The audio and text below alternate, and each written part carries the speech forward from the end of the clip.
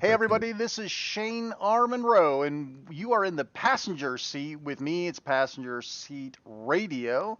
It is December 3rd, 2021, and we are not in the hot tub. We're not in the car. We are, in fact, on a call with the amazing Warren Davis, my guest today, famous for games such as Cubert, Joust 2, the laserdisc game Us versus Them, Terminator 2, Revolution X, and we could just keep going and going and going. Welcome to the show, Warren. Thank you so much. It's great to be here. Thanks for having me. Oh, pleasure is all mine, and soon to be my listeners as well. So the last time we spoke, man, this was Classic Gaming Expo 2003. That's almost 20 years. That's a lifetime ago. It's a lifetime ago, right? It feels like two Yeah. weeks ago. Yeah, you think about it. Next year's the 40th anniversary of Qbert. I developed Wow. the game in 1982, so 2003 is like half of his life cycle ago. Man, I feel like I should be out like buying coffins or something at this point. I blink and 20 years goes by, 40 years goes by. It's Mm, unbelievable. it is indeed. Well, Retro Gaming Radio is no more. I did everything I could with that show, and I think eventually Retro just kind of ran out. I told all the Mhm. stories. I ran that for what, 12 years? So, but I am glad to be able to bring you onto this new podcast. I've been running this one for 15 or 16 years at this point, and a lot of Wow. my listeners followed me. So, you're going to be reaching the Retro Gaming Radio audience, and thanks to social media, just about everybody else too, I think. So. And while this is an audio show primarily, we are going to be broadcasting this on YouTube, so you can see Warren in all of his glory. And I'm going to be doing inserts. I'm going to be doing insert videos, overlays, and all that good stuff for the YouTube video. So most of you are just used to listening to this show, but in this case, we're going to make it a nice video presentation as well. That'll be available on YouTube on my channel, Monroe World. But enough about me. Warren isn't just here to catch up or for his health. He has written a stellar new book called Creating Qbert and Other Classic Video Arcade Games. That's a long title. Fortunately, Creating Qbert is kind of the top level there. That's the And that's, bigger part, and what's then the that? rest of it's a little subtitle. So it's Oh, yeah. okay. You So don't I have can to just say call it that Creating whole. Qbert then. Yeah. Okay. We went, talking to the publisher, we went through lots and lots of titles because, because I thought, well, I am known mostly for Qbert, but this book is about my entire career in the arcade industry, Yeah. and I worked on, as you said, so many more things, but I didn't know how to get that into the title. Anyway, so that subtitle is what we compromised on. I like it. It's just sometimes it's a little long off the tongue there. And it's going to be available at Amazon and Barnes and Noble on December 21st. And that's Actually, if I may, it's please. available now. You It you can is. jump on there right now and pre-order. It's available everywhere that you might, where Oh, good. finer books are sold. Great, great. And that's available both digitally and thank you, hardback. Thank you for not making that a paperback. Not my choice. In fact, Really? if you know anything about the history of the book, I originally self-published about, I want to say, was it what year is this? This is 2021. 2021, last I checked, but I I think could it be was totally wrong. 2 years ago. I came out with a self-published version of the book. I was totally prepared to just self-publish. Um, and it came out just before the pandemic hit. So all of my Mm. planned appearances, I took the book to one show, which is Free Play Florida in 2019, and then all of my appearances for 2020 got canceled because of the pandemic. So Wow. um, uh, in my boredom, as I sat in my home doing nothing for months, I reached out to some publishers, and then found a publisher who was interested. And so that began a very long road towards the republishing now of this book, which is essentially the same book, but the publisher had requests, and so there are some very slight differences, but and that means that anybody who did get a copy of the original version, which by the way had a different title, it was called "You Can't Call It," blah, blah, blah, blah, and that is the cartoon balloon of Kubert's swearing. Right. So, and that title was indicative of a story in the book, which we could talk about. But anyway, it had a different title, um, so those are collector's items. As soon as I made a deal with the publisher, I'm no longer allowed Sure. to print or publish the original, which was a paperback, just strictly for cost reasons, Sure. really. Yeah, yeah. But I'm happy that you're pleased it's going to be hardback. I am. And, it used to be, it was always about cost and cost and cost and let's get it as cheap as we can. But there have been such beautiful books, like artwork books of classic video gaming. I guess they call them coffee table books, Mhm. where you open these up and there's these beautiful, gorgeous color pictures of arcade cabinets. You can't really do that with a paperback. You're kind of holding it like this, you're breaking the spine, but there's just something awesome about having that book in your hand. So I'm pleased that it's hardback. I imagine it probably raised the price a little bit, but I'm happy to pay it. My The, pre-order's in. I don't, and I wouldn't call this a coffee table book by any No, stretch, no, but no, no. Again, it's sort of that decision is kind of out of my hands. It's a publisher's decision. So speaking of publishing a book, especially in this day and age with everything that's going on, I mean, I know there's no computer chips in there, right? But have there been Not that I'm problems? aware of. Yeah, hey, you never know. Publisher prerogative, after all. Was there any trouble getting your book published during the pandemic? Yes, and I'd have to say it's ongoing. Oh, Technically, the book even it's available for pre-order and has been for some time. And the process of just doing any book is a fairly slow one, as I've come to learn. This has really been a sort of an eye-opening experience for me, having never worked with a publisher. I But bet. there's lead times involved, and there's printing and shipping and binding. And right now, in fact, the book is actually scheduled to be bound. It was supposed to be bound today, this day Wow. that we're talking. It's at the binders, supposedly going to be, and so this would start a process where then it would be bound, it would be shipped to the warehouse, it'd be mailed out to the pre-orders and available for purchase. But it's unclear whether it actually is going to make their deadline of being bound today. And again, it's all COVID related stuff. Yeah, that's It's crazy. affecting every industry. It's affecting a lot of people in a lot of different ways, and I'm just sort of caught up in it. But I'm very optimistic. It will get out there very soon, and people will be able to hopefully enjoy it. So, one of my listeners, I solicited my listeners for some questions for you, and one of the questions that we got was, is it possible to get an autographed copy if we buy directly from you or anything like that? That's a great question, and yes, happily, I'm happy to say the answer is yes. Awesome. I do. When I was self-publishing, I created a website so that I could sell autograph copies. Certainly, I'm trying to make appearances at retro gaming shows around the country, and so if you can see me, I'd be happy to autograph a copy in person. Once I've got books in my hand, I will be taking them to shows to sell and sign. But if you want to order one, once I can actually get copies in my hand, I will then make them available on my website for purchase, and you can have them autographed or not. And Awesome. I take requests on how you want them autographed. If you just want a signature, if you want it personalized. That's Happy great. to accommodate people. But that site is Warren Davis Shop, all one word, Warren Davis Shop .square, SQUARE .site, SITE. Okay.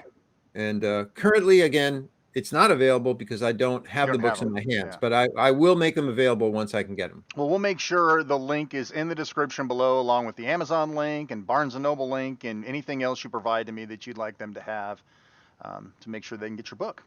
Sure, sounds good. All right. Well, I've got a laundry list of stuff here, and bless you for giving me your time. So I read the book over the course between 2 and 3 days, on and off. I was glued to it when I was able to get the time for it, and Let's start off with this. So I don't even remember what I had for breakfast yesterday. Some days I don't remember breakfast today. And you say in the introduction that many memories were jogged by recent conversations with your colleagues. What sort of challenges are involved in writing a book that you made a steady disclaimer that was not a historical record? They're your memories as you remember them. But when you're trying to write something with historical reference like that, you strive for accuracy and you want to fill in the gaps in your memory. Did you do anything special when researching this book? Um, I mean, it was absolutely a concern of mine when I first had the idea to collect a lot of my stories and write a book. That was like probably my primary concern is like, I remember enough of the details to make it an interesting story? I mean, memory is a weird thing, but thankfully, because of all the retro gaming shows that are out there, and because I was attending them and I was running into old colleagues, I had opportunities to bring things up. If there were things that I felt were fuzzy, I would ask about them and say well, what are your memories about that? And I found that for the most part, I think my memories were, in concert with most other people. So that helped. And every now and then a colleague would supply a story, a little detail, or a little thing that I'd forgotten.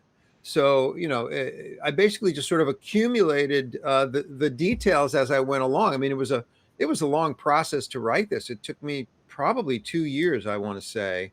And so if I felt like I had something that I'd already written about, but I learned something new, I'd go back and I'd incorporate the new details and things like that. And That's awesome. That's got to so be a very iterative process then it, over it time, was an right? iterative process, not unlike making a video game. And Because we're going to talk about that. I've got a question in here that actually uses that word. all right, well, I'll hold off. But so Okay. yeah, it was a huge concern, and I do feel like I feel like I did pretty well. I can't swear that everything, because I'm not a researcher, Right.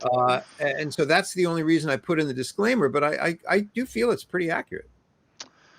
So the book opens with sort of a lighthearted discussion, framing what technology was like when you got started. And there's no internet, there's no color TV, there's no computers, and Wait. There were color TVs. well, yeah, but you were talking about watching shows in black and white, Oh, in my So childhood, right? Yeah, right, yeah. yeah. I mean, I grew up in a similar time area as you. I think you're a couple years older than maybe, but I try to share that time frame with my children or my friends' children or nieces and nephews, and I find it almost impossible to try to relate technology levels like that. By the way, you did a succinct job in the book. I thought it was really well done. I'm gonna unofficially swipe it to be telling my family members about it. But you That's great. actually had a generation of computer programming before me. I mean, after all, my first computer was a TRS-80 Model 3 with a cassette drive, which I bet you Mhm. would have loved to have had a cassette drive because you were the punch card programming, the tape programming, and easily the most fascinating discussions in the book was working with computers like the MonroeBot, which by the way, great name, MonroeBot Mhm. 11 computer. Can you share a little bit about what that process was like for you? Yeah, I guess. I mean, being I was fascinated by computers from a very early age, and I found an aptitude for math. So even also from an early age, it was just something that sort of came easy to me. Um, and I just happened to be lucky enough to go to a high school in New York, Sheepshead Bay High School, that just happened to have, and this was such a rare thing, I can't even begin to describe, but they happened to have a computer that was available for students, and it was the size of a desk. It was literally a desk with a typewriter on it because we didn't have CRT screens as we know of them today. So there's no Um, visual. You can't see what you're typing, really. I well, mean, you're typing, so you can see it on a on piece of paper. paper. Yeah, yeah. Yeah, you're literally typing, and the machine is taking in the keys that you are typing, and then it's typing. Like if you program it to do something, it starts typing on its own. So that's how it communicates back to you. Wow. Um, and but yeah, it was science fiction basically to me, and I learned how to program it, and I actually was it was another odd thing because I was a sophomore when I started learning how to use this computer. Normally you had to be a junior, but I think so. There were these senior guys who were in charge of the computer lab, and there were no juniors who I guess were capable or deemed worthy enough to be their successor. So I was a sophomore, and so I became their successor. So I learned my sophomore year, and then I was in charge of the computer. Once they left, I was in charge of the computer lab for the next 2 years.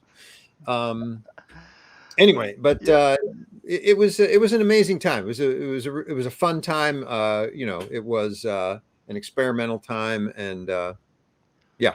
No, well, and college didn't seem like it was that much better. So we'll fast forward a little bit, and we were talking about RPI, you creating a gin rummy game on punch cards. And you only talk about it for a few paragraphs. When I went back to look at the book after I'd read it and I was trying to build my notes, I swear you talked about that longer. But you had talked about the concept of iteration of that software and explain to them about. I always pictured that you had a terminal in your office that you would have punch cards and you would feed them in, and that's how you taught the computer. But you had to go to a mainframe. Right? Yeah, right. There were no terminals when I was a freshman, and when I came to RPI. I think my senior year is when they first installed CRT terminals for students to use. So it just took a while for them to filter down for average use. But when I was a freshman, the only computer you had available to you was the mainframe in the big computer lab, and you literally walked with your program, whether it was wrapped in rubber bands or if it was a big enough program. You had these punch cards in a box, and you had to carry them into the lab, hand them off to somebody. They had to be in order. Well, of course, yeah. You get them out of order, you're in big trouble. You would have to hand them off to somebody, and then they would take it and they'd put them at the end of all the other programs they had to run, and usually you'd come back the next day and get your cards back with a printout of the results. And people get pissed they can't next day Amazon. It was a different time. And you had to go ahead. Oh, I was gonna say you couldn't really do anything until you got your results back, and then if you had a bug, you had to fix it and then send it in and go through the process again. Yeah, and so the process again isn't a matter of taking one card out of that deck and fixing the code on that card and then putting that in sort of iteratively. You had to get that whole stack again and take that whole stack back down, right? Well, they would give you the stack back, and if your bug was in one card, then you'd only had to replace that one card. But you still had to give them the whole stack back. You couldn't say, my program is this, and here, replace this card, right? You got to, well, they wouldn't do it. You would do it. I mean, like, again, you hand them a stack. Right. They run it. They give you the stack and the results back. Gotcha. So I look at the results. If there's a bug, I figure out what statements were where the bug is, and I have to replace those cards. And then I give them this. Then the whole stack had to go back. Yeah. Man, Unity developers need to stop complaining. That's all I have to say. Let's move on to another small portion of your pre-video game days. Let's talk about Bell Laboratories. You were working on consoles for telephone operators, and I love in the book, you're like, I got to tell you what a telephone operator is. I mean, really, my 15-year-old son doesn't know what a telephone operator is. Yeah, he can maybe put the words together and say, oh, he's an operator for the telephone. But you did mention something really interesting about making calls to your friends in Israel, or a friend in Israel. Yes. So I may have dabbled in a previous life, when I was a juvenile, by the way, in the world of boxing, and not boxing, but more like blue boxing or rainbow boxing. So when you start talking about making calls to Israel and having access to these consoles, I was always wondering, did you understand the technology of the blue box and the 2600 hertz and all that stuff, or were you strictly hardware? I was not hardware. Honestly, I wasn't hardware or software. Oh, okay. I was in the testing group. Ah, So okay. what that meant was, people, the hardware existed. The console that the operator sat at was pretty Gotcha. much standard. Uh, and then they would keep coming out with these different software revs with new features and such. And then Okay. when they decided to release that, they would have to install it into a non-operational office somewhere in the country. Oh, And and then we would go in for months and test the new features and test the old features to make sure they still work. wow. And then when we were done, it would go live, and then they could, obviously other places in the country could get that software update as well. I wasn't really. I mean, I was trained as a hardware engineer and a software engineer. That was my schooling. I opted for an engineering program that was sort of like a mix of hardware and software, but I didn't get to do any hardware working on the operator consoles. I actually was I was loaned out at Bell Labs to a different division where I actually did some hardware design, but that had nothing to do with the operator consoles. Gotcha. That had to do with pattern recognition of speech, which was an Oh, interesting project also. But getting back to the operator thing, yeah, I didn't dabble in any of that sort of blue box hardware or anything like that, and I just had the opportunity to make free phone calls from the offices in which we were testing. that's still pretty cool, though. Yeah, it was pretty wild. So throughout the book, you constantly go back to or discuss your acting career. And throughout the book, it sounds to me like the tale of a man with his heart sort of pulled in two different directions. And it's funny, when I was in high school, I felt like I had a fork in the road where I was either going to go into criminal law or I was going to go into computers. I went to computers, and I think I did the right thing. So, um, but it's felt like you were always pulled. In some cases, it was fortuitous that you were pulled. In other cases, it seemed like it was tugging your heart the other way. So tell us a little bit about that early acting background, because you're the Kubert guy, but I think it's fascinating that you have this big acting background. Yeah, it sort of astonishes me as well. Because as a child, and I do think I mentioned this in the book, I as a child, I was not interested in being an actor. Uh, my interests were both computers, always interesting, fascinated by computers, but also in filmmaking. Oh, And I used to make films with a friend of mine when we were kids. Specifically, we'd make monster movies, and I was fascinated by monster makeup, so I would make myself up to be the monster. But the performance part of it was not like, I never thought I would be an hmm. actor or had any desire. But I've Ah, always, even from a very, very early age, wanted to entertain people. I've always been that's been my thing. I just feel entertainment is something that is worthwhile. It lifts people, and I just always wanted to do that in some way. So video games is certainly a way to do that. Acting is a way to do that. Filmmaking is a way to do that. So all of these things sort of fit in. But I really wasn't interested in acting until college. And I kind of was dragged into an audition by a friend. So I did radio in college. Okay, I had a oh, radio show, that's and cool. one I had the opportunity to do like little comedy bits on my radio show. And then my senior year, I did a radio show with these two guys, one of whom was heavily involved in the theater group at my college. Oh, And so, he got me to go to an audition. I got cast in a play. No real training. I think I out of curiosity, I took acting one. right. It's a class that my school offered, which was like really not. My school was a technical school. RPI was not a liberal arts college. Right. So, but they did have acting one, which was mostly silly exercises and weird stuff. Anyway, but I got cast and I did this play, and I have to say I had so much fun doing that. And the curtain call to stand up and take a bow and have people applauding was intoxicating. It was like a drug. And I thought, maybe I should do this some more. So as I went out through my life, I did it more community theater, until I actually quit Bell Labs and moved into Chicago proper. I was in the suburbs of Chicago, and I moved into Chicago to study at Second City because I thought, I don't really want to be an actor. I don't feel like I relate to these drama people, as I would think of them. Okay, so let me just clarify. My impression of actors were the kids in the drama club in high school. Yeah, that That was was my me. impression So of actors, and so not real actors. yeah, I didn't feel like I fit into them. I loved doing like I said, the show in college. And I loved, I did a couple of other plays in college and I had fantastic experience. I loved doing community theater, but, I never saw myself as that as a career choice.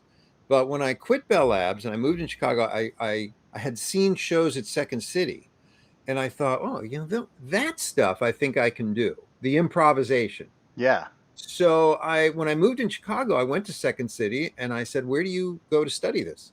And they pointed me to the Players Workshop, which is a school that taught improvisation run by a legend in the improv world, Josephine Forsberg.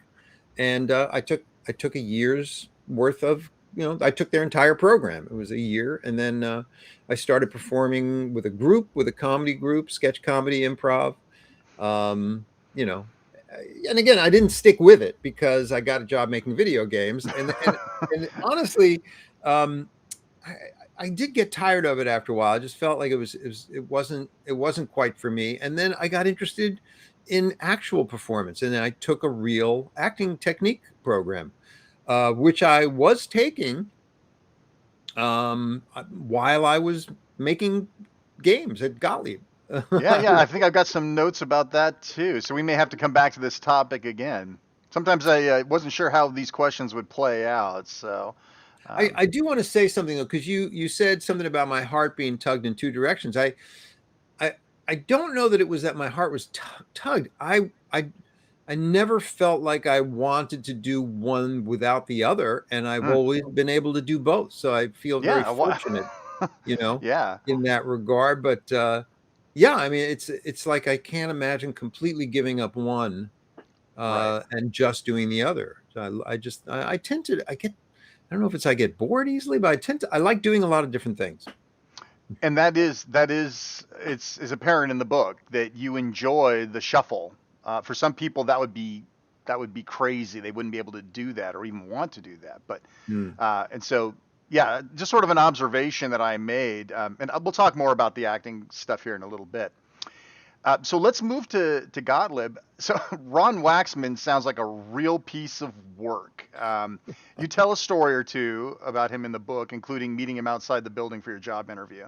And honestly, I really thought we were going to get more Ron stories later in the book, but you brought him up a couple of times, and I feel like there's more stories there. But tell us about interviewing there at Gottlieb, because I think interviewing, based on all the classic developers I've talked to over the decades, it seems a lot different applying for a job then than what it's like now. Oh yeah. Oh my God. So tell us about the Gottlieb interview. Well, it was such a different time in that the video game industry was still relatively new. It's not like a million people, although Gottlieb was one of the last of the coin-op companies to get into video games. Williams was already Williams had come out with Defender by then. Pac-Man was out.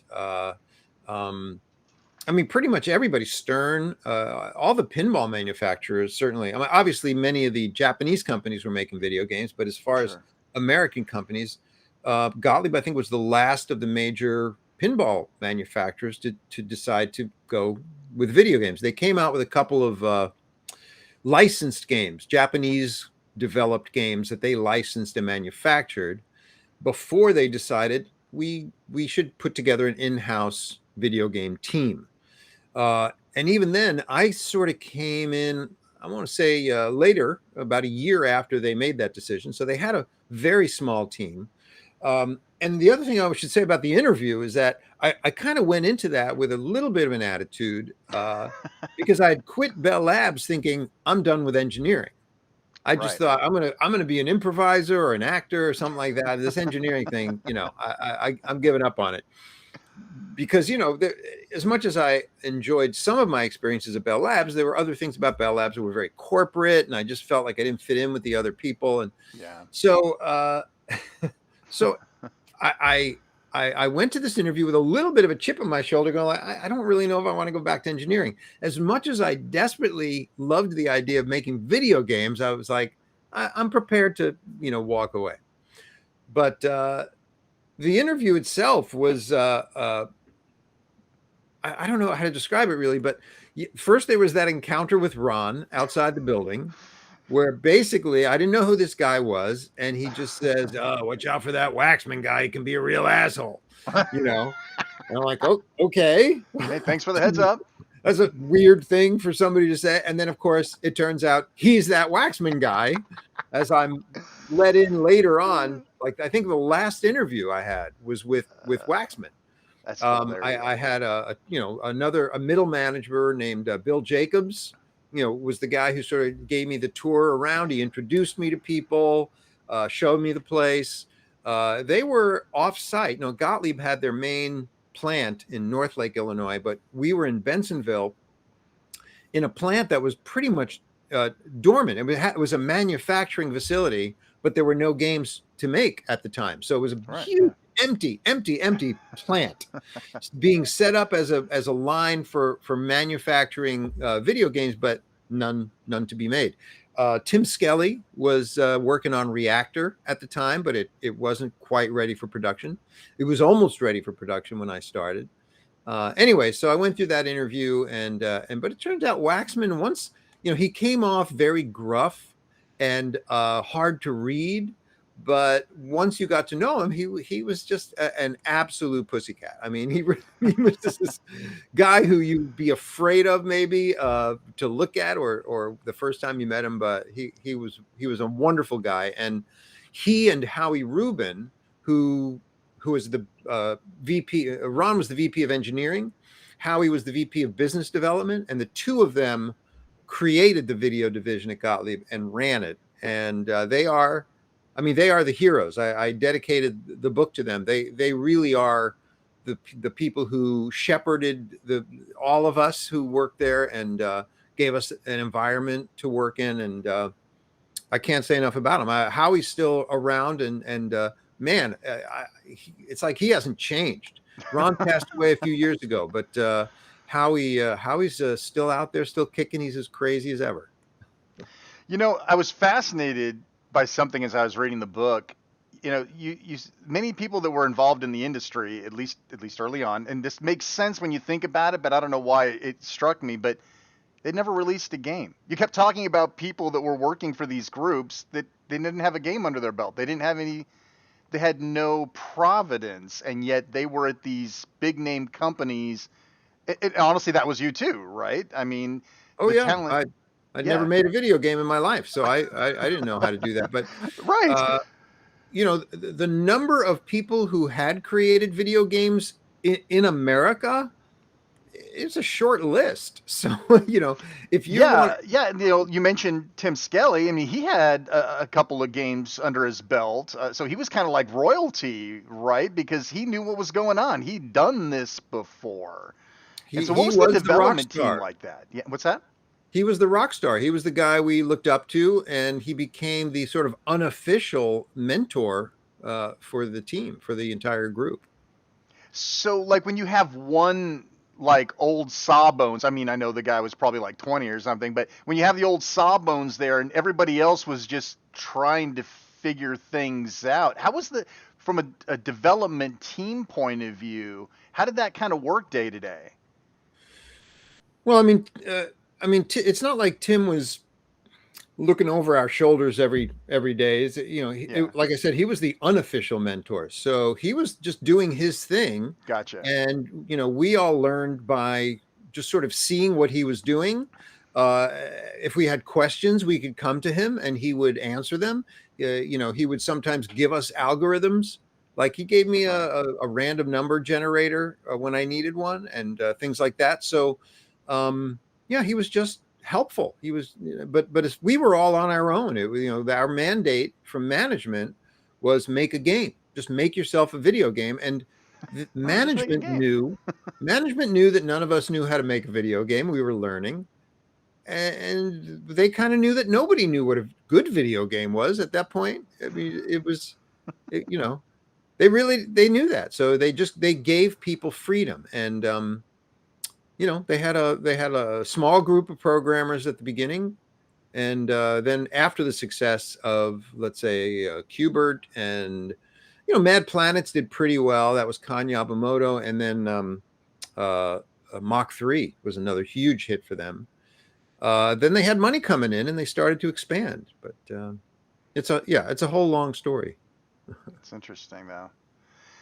So you do tell another fascinating tale about a possible Superman 2 game by Tom Malinowski. Sorry if I butcher any of these names. Please feel free to correct That's me. exactly his name. And part of the game, in your part of the game, was dealing with rubble. This fascinated me because I'm a game player still. I'm 50 something and I'm still playing video games. And I am an amateur game developer. Nothing of your clout, of course, but I've put a couple of things out. So I found this really interesting from a technical standpoint about how you approached the concept of getting rid of this rubble. And it's really good. When you buy the book, buy the book, and you read this piece of it, I love your thought process of clearing the rubble, a seemingly simple task, and it was interesting. But you did mention, though, that, of course, Warner Brothers owned the franchise, and Gottlieb was owned by Columbia Pictures. So, yeah, that licensing wasn't going to happen. I mean, it just wasn't. Yeah. It wasn't going to happen. But I'm always curious when people talk about that, like how far into the game development process was the IP still alive in there? It still looked like Superman. It still looked like Zod. It had the IP, mesh on it. How long did that happen before you guys gave up? Oh, I'm not even sure. Tom was working on this game before I came along. Okay. And I sort of, I was sort of given to him as a means of me learning the ropes. That's cool. Learning how to program on our hardware, which, by the way, was really fairly easy to program on. It was a sprite-based system, so it wasn't like it was challenging, to get stuff going. But there was a lot to learn, and but Tom, basically just farmed out something very simple and separate from the actual gameplay, because that's what he was working on. But as far as the character licensing, I mean, I think all of that happened before I was hired. So I think by the time I was hired, they knew they weren't getting that Superman license, and it was, but they didn't care. It was like, look, there's Superman, and then there's generic superhero. So as long as we don't make him Superman, we can do whatever we want. And listen, you're talking about literally like 16 pixels. Right.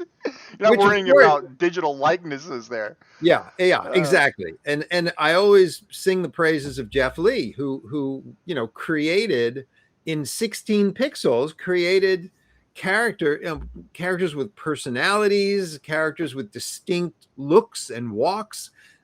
16 by 16 grid and 16 colors for the entire game, and it just astonishes me what he was able to accomplish. I'll skip a question or two here, because I definitely wanted to talk about him. So the Gottlieb graphic artist Jeff Lee sounds like simply an amazing human being in general, and he appears all the way throughout the book, and you're working with him here, you're working with him there. And like I wasn't going to bring specifics up about the characters in that game, but it sounds incredible, not only as your graphic artist, but also as your friend and your sounding board. It sounded like you guys spent a lot of late nights eating pizza, drinking Coke, or whatever. What's he doing these days? Is he still in the business? Honestly, we don't see each other that much. We don't talk that much, but we occasionally run into each other at retro gaming events. So I'm not. That's a question better suited for Jeff, I would say. You should get him on and give. I would love to talk to him, just based on what's in your book.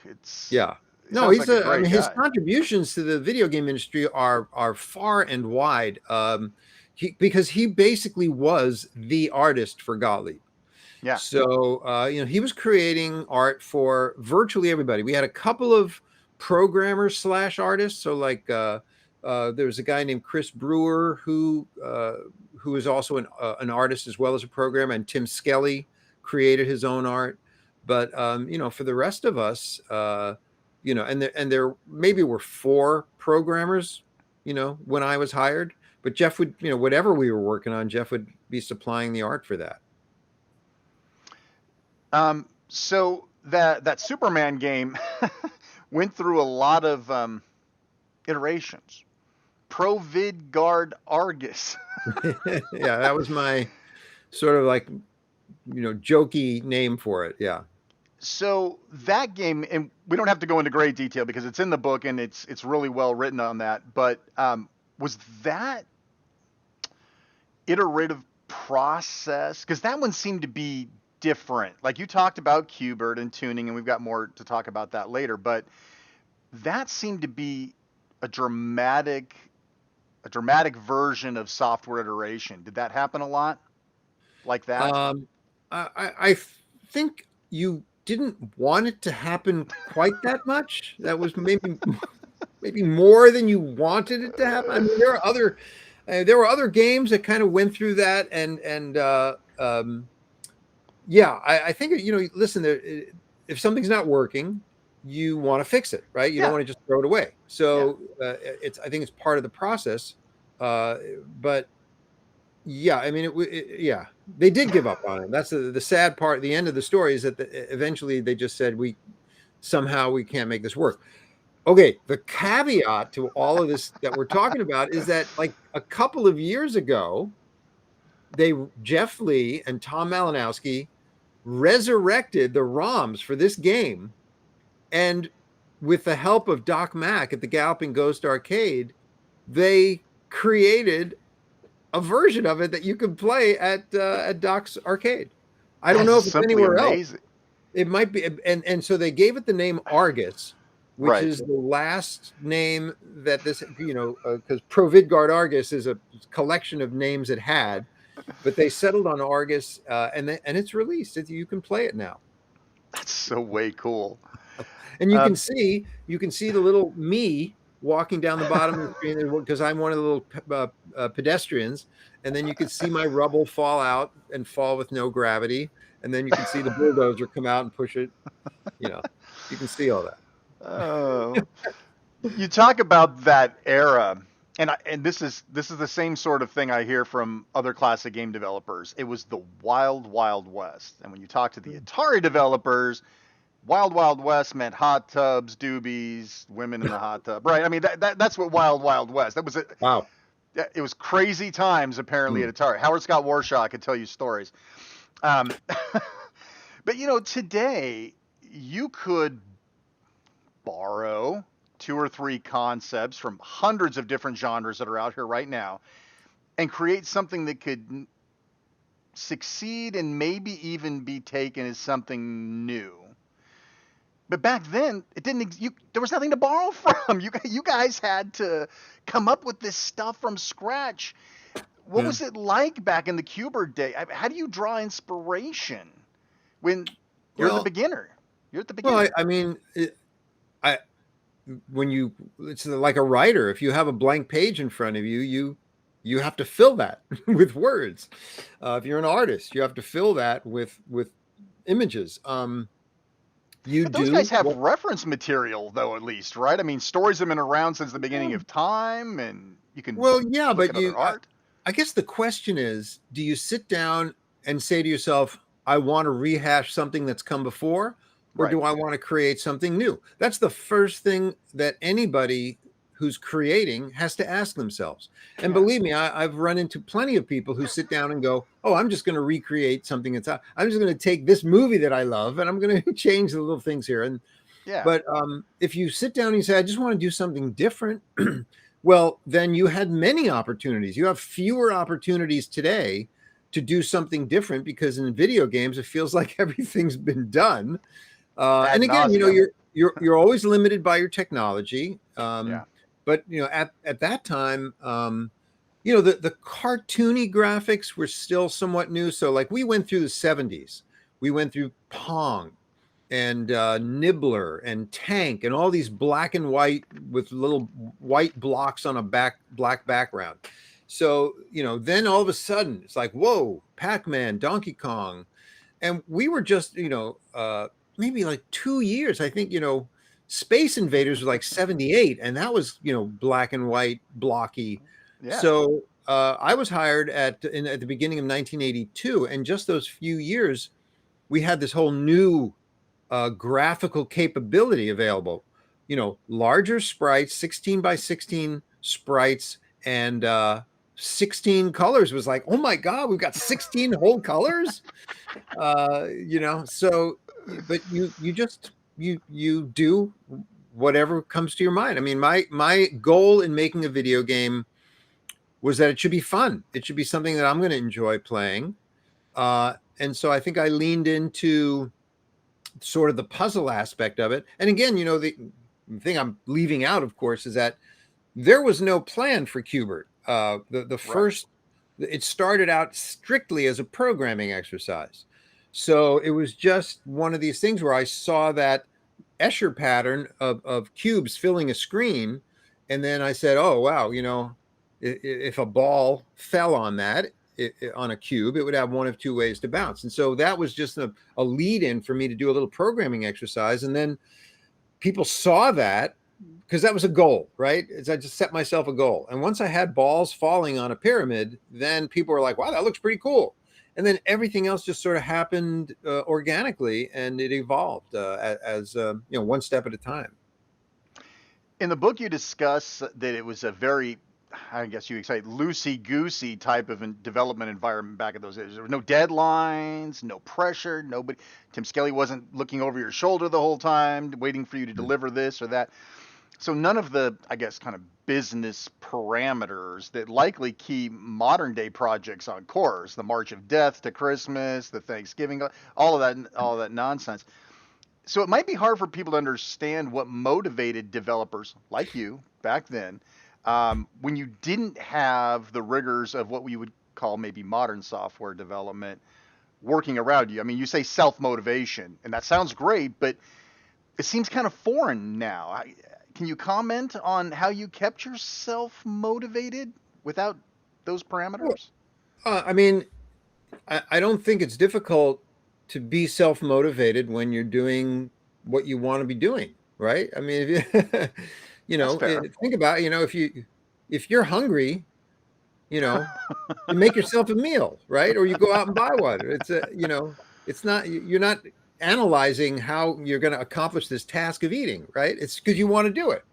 I don't think it's any different. If you want the opportunity to make a video game and you are enjoying that process, you just do it. That's what you do. Right. Yeah, I'm not sure how else to answer that. Well, that's fair. I mean, but there were times in the book that you discussed on certain projects. You had some crazy deadlines. We're going to talk about us versus them later, but you had some of these really crazy deadlines where you were, working days, nights, holidays, weekends, trying to meet this deadline. And yeah, listen, everybody wants the paycheck. Everyone wants to bring home the money. But it seems like you were sort of in a position where you really did just get to do what you love and get paid for it. Like everybody's dream. I mean, everybody stays in a job because they at least somewhat like it, but you seem completely ecstatic to be doing what you're doing. I think that feels kind of rare these days. Oh yeah, man, I think I was very lucky. I mean, it's one of the reasons I left Bell Labs is because the work I was doing on that operator console, the testing, that was never a dream of mine. In fact, I was loving that. I was hired by Bell Labs because I was looking for something that involved both hardware and software. Now, you could make the claim that writing tests and performing them involves some understanding of hardware and software, but honestly, it really doesn't. And so I felt, that what I was doing there wasn't what I really felt like I was hired to do, which was hardware and software development. Then I mentioned a little earlier, I was on loan to another group, and I did some pattern matching hardware. This was their R&D group. Speech recognition was science fiction then. They didn't exist. So that kind of work that I was doing for the R&D group was fascinating to me, and I was really liking that. But then I was only on loan to them, and so they were pulling me off to go do the next set of tests, which meant months at the office, just literally writing a test document, and then months in some office performing the tests. And I didn't want to do that, and they would not let me stay in the R&D group, and I quit.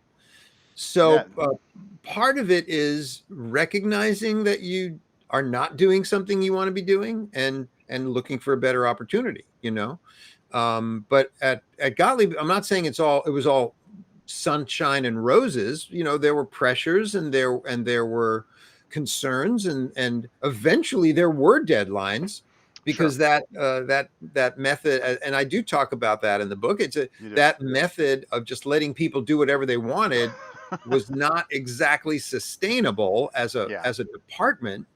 They were lucky with Qbert and Mach 3 and Mad Planets, I'd say, which was a moderate success. But then they started hiring people who were just spinning their wheels for months. And even at the beginning, there were a couple of games that spun their wheels and went nowhere. And it's you're taking a chance doing that, and eventually, that the party was over at one point. So, but still, if you love what you're doing, you take the good with the bad. So, despite being known for Qbert, right, and that story has probably been told by you over and over again in panels, interviews. Of course, in the book, you're not leaving anything out in the book. So, if for some reason you don't know the story of Qbert, it's there, and it's incredibly well written. In the title. It's in the title, so it better be in the book, right? You'd be surprised. But you discuss many times the concept of tuning, and you called it a daunting aspect of development. Can you tell the listeners what tuning really means? Because I thought it was an interesting concept. Sure, yeah.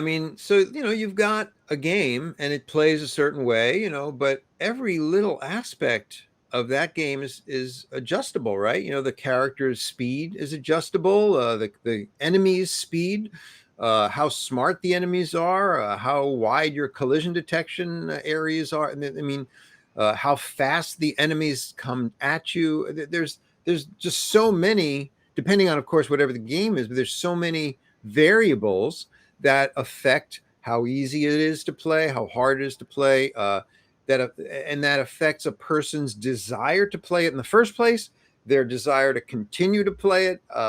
What happens if they master it? Does it continue to get challenging later on?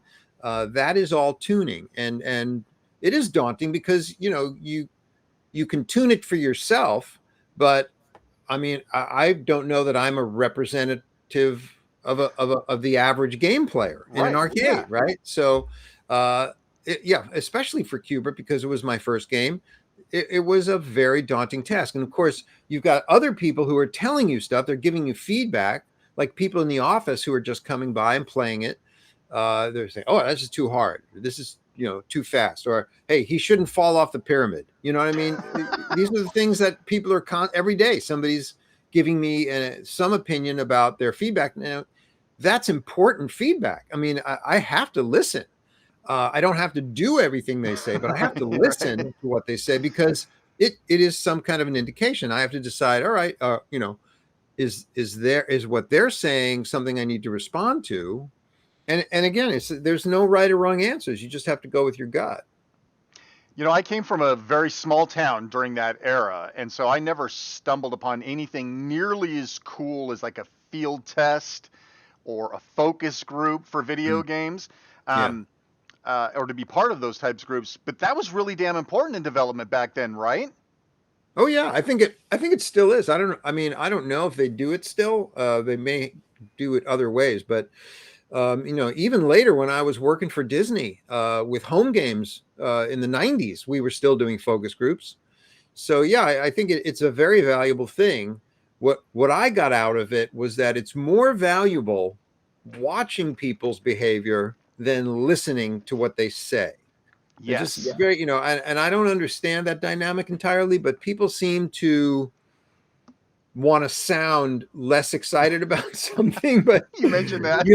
When you watch them play, you can see just exactly how much they're enjoying it or not enjoying it or frustrated by it. Would you share the story? You don't want to, I understand. I mean, we don't want to give too much of the book away, but would you talk about the little girl playing Q*bert in the field? I thought that was a really neat, fun story. Yeah, I mean, it's so, we would put arcade games out in arcades. We had agreements with the arcades. They'd let us put new games in. And then we would do what they called coin tests. You just put it in the arcade, and after a week, or some number of days, whatever, you want to see how many quarters it took in. And you can use that data to get your distributors interested in buying more of these games. And we were manufacturers. That's what we wanted to sell and build and sell games. But it's also odd because you're sort of like a little fly on the wall, but you're not a fly, you're a human being. And when you're an adult and you're standing in an arcade, just kind of loitering, waiting for somebody to walk up to a machine to see what they do, it's an odd thing, but that's what I did. I mean, I would go to the arcade, watch the game, just see if people would walk up, see, again, kind of like in a focus group, but without the one-way glass, just watch what people do. So in this one arcade, a little girl, I think she was maybe 10 or 12, walked up and put the quarter in, started to play, just immediately pushed on the joystick, jumped off the pyramid and died immediately. That's how I play Q*bert. She gets her other life. Okay, she gets her next life. Does exactly the same thing. Ouch. Gets her third life. Does exactly the same. Maybe she jumped once and then jumped on. I don't remember, but it was really over quickly. And I was worried. I'm like, oh no, because people did say to me, you shouldn't be able to jump off the pyramid. And I thought about that, and I thought, no, I think you should. I think staying on the pyramid is an important part of the game that you should have to learn. Anyway, she kind of walked away after that, and I'm like, hey. Then somebody else comes by, and other people again might have had success, but she came back and tried it again, which was a good sign. Yeah. And didn't fare that much better. But the crux of the story is that at some point she was able to watch somebody else play who didn't jump off the pyramid, and somehow she was able to figure out how not to jump off the pyramid and die. And then she came back. And so the critical part of the story is she wanted to come back, and she figured out how not to die. And that was encouraging, because at least that means people are interested enough to keep coming back. And as it turned out, of course, people did keep coming back, and the game was successful. So you described at a meeting where Q*bert finally got his name, and that painted the greatest visual in my head. I would have, speaking of the fly on the wall, I would have killed to be in that room. And I don't want to ruin all the fun about how the game name came along. People can read the book for that. But when you akin the meeting to a Monty Python sketch, I almost lost it. So I have to know, do you remember any of the goofiest names that came out of that during that honestly sketch? I don't. I remember very little from the meeting, but what I do remember a little bit is before that meeting, I had gone around to everybody in the office and polled them for suggestions for the name of the game, because I honestly, I just wasn't interested in a name, in the naming of it. Again, it was just a programming exercise. And then all of a sudden it's a game. Then all of a sudden it's on the schedule, and it's going to be a real thing. And it's like, we know we have to give it a name, but I'm like, that's a responsibility I didn't want to have. Yeah. So I just went around to everybody, and the one name that I literally filled up a whole 8.5 by 11 pad of names, like 2 columns every line. Maybe it was more than 1 page, but everybody had ideas, and I just didn't like any of them. The one that I remember was Arnie Aardvark. One of our managers came up with Arnie Aardvark, and That's catchy. Like, I'm not naming this Arnie Aardvark. But it was kind of that way. It was like they were Yeah. all, they were valiant attempts, but none of them really hit. And then in the meeting, it was kind of the same thing. We just really, it felt like we spun our wheels for a very long time. And then all of a sudden, as you will read, if you get the book, it sort of came together. Yeah, it's a great story. Again, it's one of those things that it's almost worth the price of the book just to go through that process. That's too bad you don't remember any of them. I mean, I could just imagine. Anyway, I wish I had the paper. yeah, what an artifact that would be to have, right? I have a box, or I had a box in my attic that had a lot of old Gottlieb stuff. I was kind of surprised what I found. I found, I found their benefits, explanation. I found their rules of conduct and things like that. I found the actual piece of paper you sign that basically says everything you're doing is a work for hire and they own whatever you create. I have that piece of paper. I found that. That's crazy. But I don't, and I think there's more to be seen. I yet or dug up. I don't even know. It's the stuff in my attic has been there since the move to California. We made that move in '96, and I think there's stuff up there I haven't looked at since 1996. Honestly, so it could be up there. I don't know. There's some really neat photos and illustrations. Now you gave me a digital copy, sort of a preview version, so I don't know. The pictures seem to be like they fall in the middle of the book, so you're on like page 160, and then you've got like 30 pages of pictures, and then you land on the next printed page. And there was some really interesting artwork in there. Is there anything you'd like to call out to kind of whet their appetite as to what they might see in those pictures? Wow. Like the blue box was cool to me, but I'm like a developer, so that's interesting to me. Right. Yeah, I'm not sure. I know that when I self-published, I took all of the photos, images, graphics that I could find and just put them in an insert in the center of the book. And then working with my publisher on this new version, I guess they didn't want to have quite as big of a color insert, so we reduced the number of color images and put a lot of the images in black and white sprinkled throughout. So it's a kind of a different slight. There's some difference in the way that the images are presented, but gosh, I don't know what would be of interest to people and what wouldn't. I honestly, I think one of the things I think people might find interesting is the licensing brochure. I don't know if you remember that, but Gottlieb's marketing department came out with a licensing brochure, and there's a photo of it, and it just sort of lists a lot of the Q*bert related products that were made available when Q*bert, became so huge in 1983. Board games, I did see that. Yeah. T-shirts, socks. There were, I think, over 125 licensed Q*bert products then. And of course the Saturday morning cartoon. So yeah, I'm not sure what people would be of interest to people. There's a lot of behind the scenes. I know we haven't talked Us Versus Them yet, but there's a lot of behind the scenes photos from Us Versus Them I was going to mention that. Yeah. Yeah, from the aerial shoots. I took a lot of photographs when we were up in the plains. So yeah, there's I don't know. I just hope it's of interest to people. That's I thought they were really cool. So let's continue moving through the history here. So you talk about when Q*bert debuted at the Amusement Machine Operators Association, and you painted a really cool picture of what that was like. And you mentioned that it was really cool to see a bank of your game and people getting to play it. I mean, you got to see people play it like on field test and stuff like that. And you mentioned it was surreal, but you didn't mention was it nerve-wracking as hell too? I mean, this is your peer group, right? I mean, this is your industry. It's not some 12-year-old girl with a quarter. Well, I mean, certainly a lot of other game developers were there, but the AMOA, it was a sales show. I mean, it's where the manufacturers are showing off their new machines to their customers who are distributors.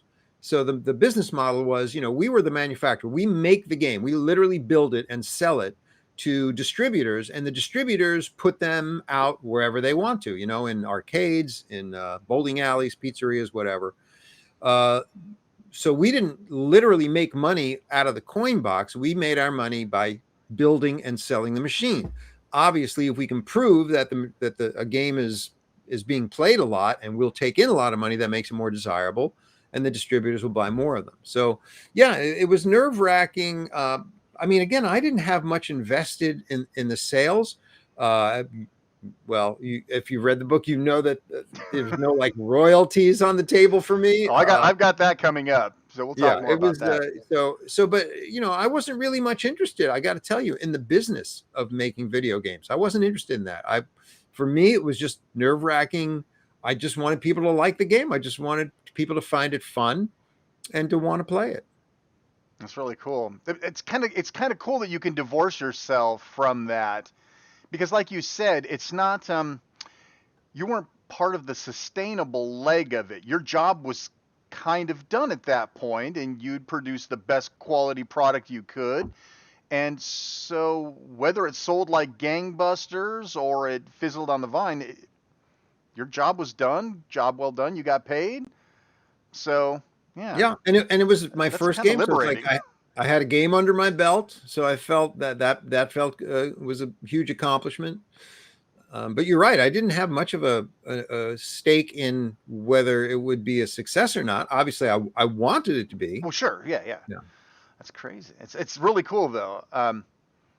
So faster, harder, more challenging Q*bert was intended to be a ROM swap out, or I think they called those replacement kits, to replace the ROMs in an existing machine, probably a Q*bert machine, I would assume, to extend the life of the game. So my mind's a little fuzzy on the time period. Was that a new-ish concept, doing kit replacements, or had that been around for a while? I don't know that it was. I don't think it was that new of a concept. I couldn't tell you. I couldn't run off a list of other games that were, offered as kits. I just, for me, it was just a practical thing, created essentially out of worry that people were mastering Q*bert, too easily, which, that was just from preliminary reports. We would just get some, random reports that certain people, a small number really, but people were playing for many hours on one quarter. So and that's bad. It's generally bad, but there's another side to it too, which is that other people are incentivized to play, knowing that you can achieve that level. Then other people play more because they want to get to that level. So it's kind of a double-edged sword there, I guess. And but for me, because it was my first game, I was a little terrified getting reports like that, and I thought, okay, I need to respond. And so I just immediately started on a retuned version that I thought was harder. And also I had been pressured by my peers and management to make the game easier during its development. And I thought, I think I might have gone too far. So this was an opportunity for me to sort of go back and do I guess nowadays you'd call it the director's cut. Right. The Zack Snyder cut at this point. Yeah, exactly. And honestly, I like it. I think I like it better than the original Q*bert. And the thing is, it's just another option. If you like the original Q*bert, that's great. But if you've mastered Q*bert and you want another challenge, I think it's a really great option. Of course, it was never released, as you know, and only got out into the public much later through MAME. Yeah, I've got some follow-up questions on that. Let me tidy these last of the Q*bert questions up here. So you had mentioned merchandise of Q*bert, and it was funny because I was in my formative years when Q*bert came out, and I do remember like the lunchbox, and I remember merch. But it sounds like there was a lot more merch than I was ever exposed to. What's like the craziest merch based on Qbert that you ever ran across? And do you still have any of it? I wish I had more of it. The one thing I still have, I have the Qbert plush toy that Oh that man. sat in my kid's crib. Uh, I still have that, but honestly, that's all I have really of the original merchandise. I didn't accumulate a whole lot of it. I certainly wasn't given any of it. Right. I think I had to go out and buy it myself. You had to But pay. yeah, it was just I think the board game kind of freaked me out that there was a Qbert board game. There were certainly a lot of handheld electronic versions of Oh Qbert. sure. And just seeing him on T-shirts and socks and stuff like that, it was mind-blowing. It was really, really strange. Be part of pop culture all of a sudden. Oh yeah, and through it all, I am completely anonymous. Nobody knows that there's a person behind That it. sucks. Yeah. No, it wasn't that bad. That part of it's not. You were okay with that?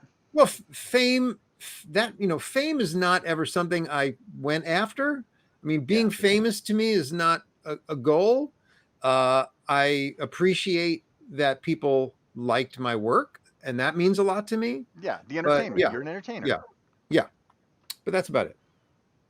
So once Qbert became the big crazy hit and they were making lunchboxes and T-shirts, the home ports were obviously the next thing to come along. And I think a lot of people who aren't super video game savvy might assume that you had something to do with the ports. But as the book discussed, it's not really how it worked. They were farmed out and you were consulted from time to time. Right. What, in your opinion, what was the best and worst home port of Qbert? I mean, you sort of alluded to one in the book, but right. No, I've answered this question quite a bit. My favorite one was the ColecoVision. Beautiful version. It was really just very close to the arcade version. I owned personally a ColecoVision system, and I just thought it looked and played very, very close to the arcade version. So I was very happy with that one. I think there might have been one or two others that also were good, but I didn't own them. So mostly the ColecoVision one is what I remember. But and I also remember like the Atari 2600 version. I just felt was just terrible. But I have sympathy for the developers of it because they're trying to make a system do something it was never designed to do. Yeah. And so I give them a lot of props, but I wouldn't want to sit and play that version. Yeah. And so you didn't have any really significant contributions to any of the home ones, nothing that you feel close to or. Not really. I mean, I like you said, I was consulted. I remember having phone conversations with some people who were unclear on either some of the level progressions. I wrote stuff up and it got sent off to them, but I didn't really have much contact or involvement. So we're going to leave Qbert behind because the book is loaded with so much more stuff than just the story of the Noser. But it's not before just we do, Qbert. I know. There's that subtitle. And other classic and video others. games. We got to get to the and other. See, it says right here, and others. I had to practice a lot to get my hand to point to the right place on the book. Oh, great! That's very impressive. I did a test this morning with my wife, and she's like, "You're pointing to the wrong thing." I was like, "Which way is it?" That's why I ended up putting two of them so I wouldn't miss. Yeah. So before we move off of Qbert, what was the greatest, I don't know, event, prize, situation that was afforded to you by the popularity of Qbert? Was it the Robin Williams connection, the goodwill it would bank with you later at Williams, or something different? It was both of those. I mean, it was a calling card for the rest of my career. Just to go into any place and go, wow, you created Qbert. I think there were people who invited me to job interviews, just because they saw that on the resume. You had no desire to hire me, but they just wanted to meet me, which is fine. That's totally fine. So vocational prowess would probably be your. Yeah, certainly it helped me get in the door at Williams, no question. Yeah.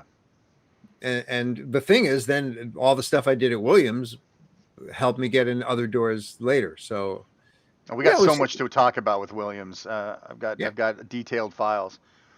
Uh-oh. So between Cubert Are you the and us versus FBI? them, what's Uh-huh. that? I I'm said, are sorry. you the FBI? You I have am. detailed files. I have done detailed breakdown. I feel like I know you personally.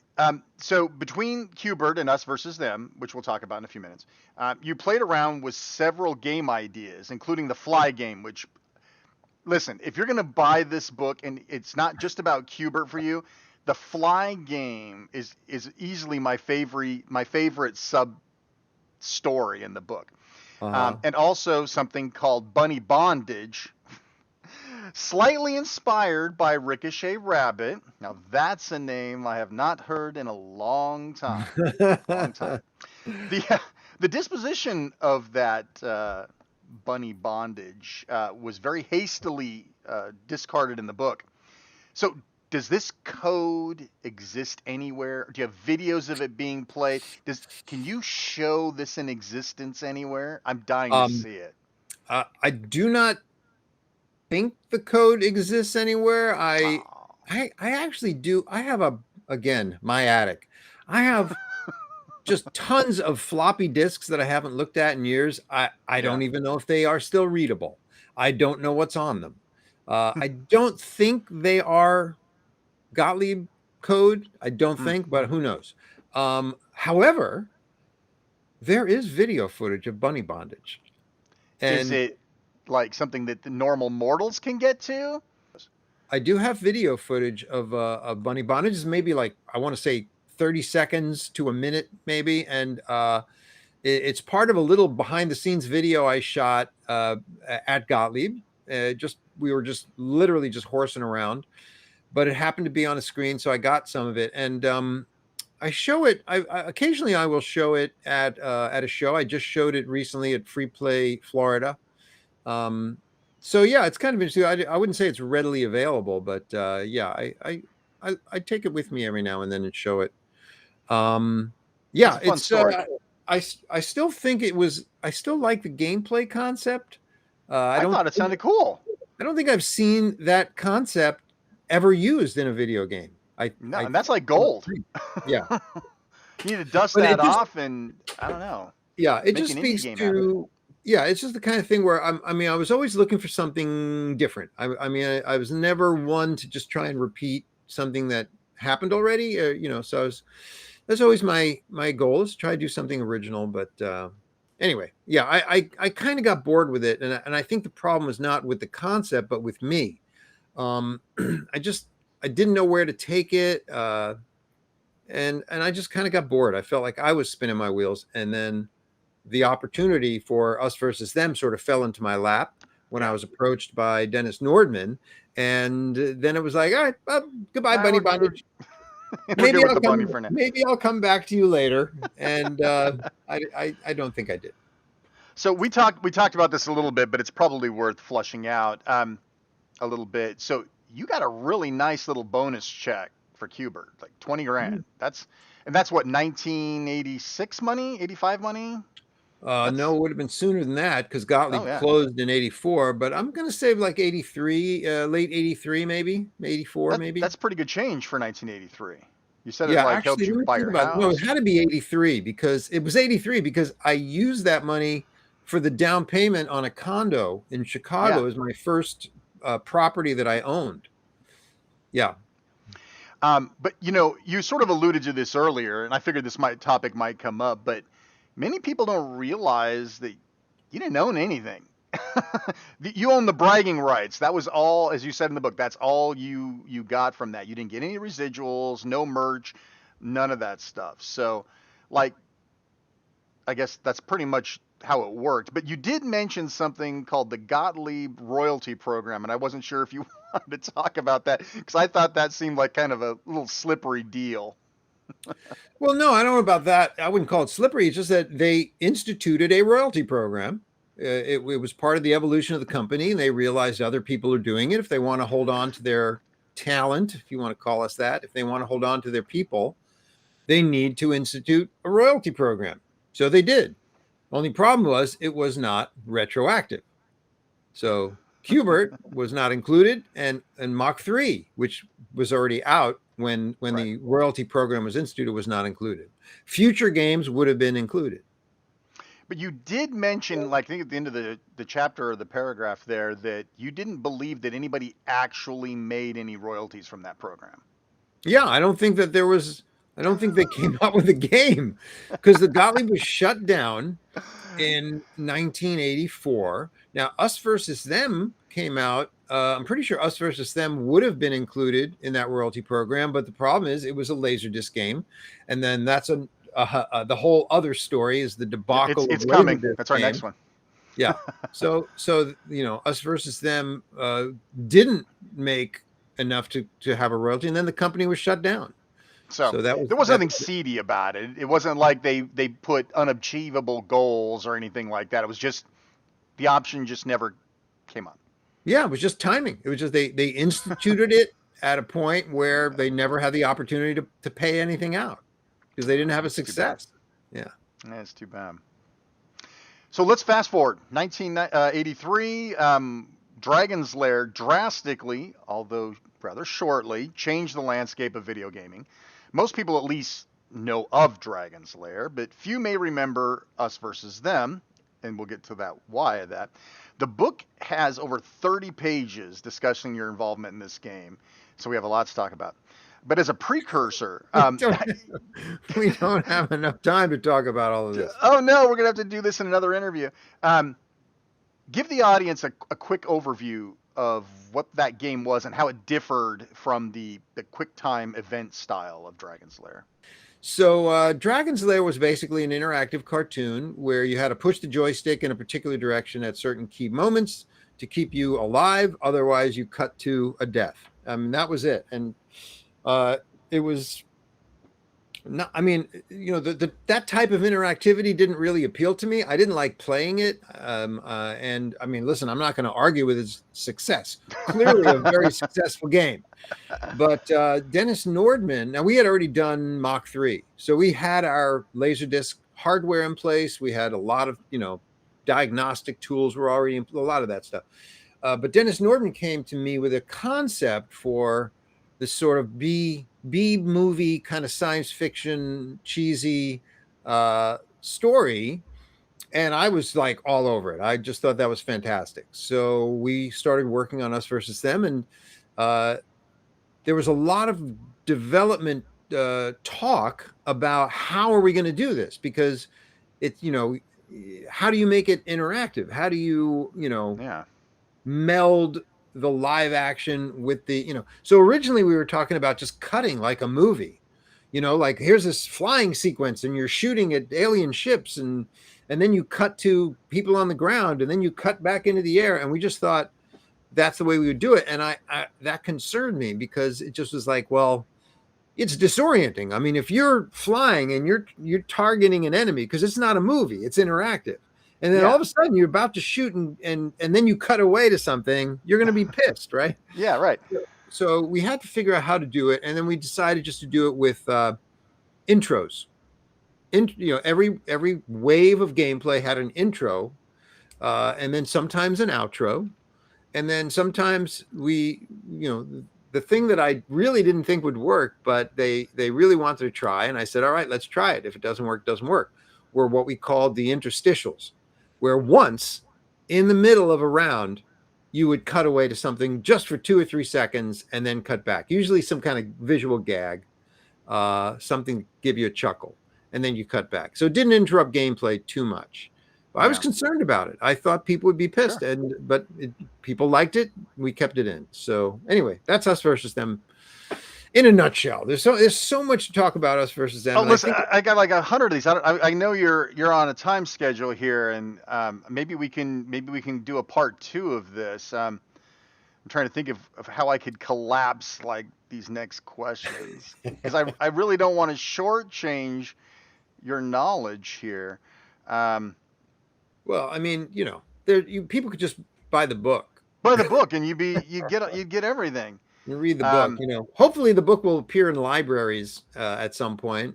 But that would be great. wouldn't that be cool? Then Um, you just I don't even have to pay for it. Yeah, well, listen, buy the book. It's $25. I mean, listen, it's all these stories and so much more. I mean, again, the us versus them thing. I got like 5 more things to talk about with that Pick your before we best haven't even got to two. Williams yet. Um, but to close up us versus them real quick, it would be easy to assume that this was stock footage that you guys had, or that maybe you lifted or licensed a B movie or something to pull the information from. But it's totally not true. And I think that's one of the more interesting pieces of the remaining of the us versus them is you guys went on location and talk just a little bit about that. Yeah, we realized that to get the kind of footage we wanted, we needed to actually shoot it ourselves. It wasn't like we're just going to go find stock footage. That was exactly what we needed. Part of the thing we were trying to accomplish was we're because we want to have sort of a movie quality, the game is played from different angles. So sometimes it's a side scroller, sometimes it's a first person, sometimes you're a little above looking down.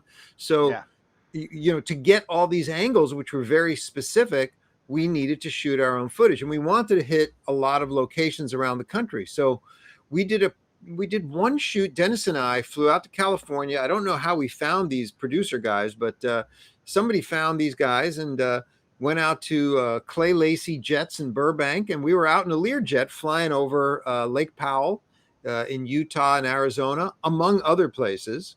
And we shot a whole bunch of footage. We sort of explained what we needed, how we needed it. And then they went out all around the place and shot tons more. Sometimes they shot helicopter stuff, but the jet stuff was definitely smoother.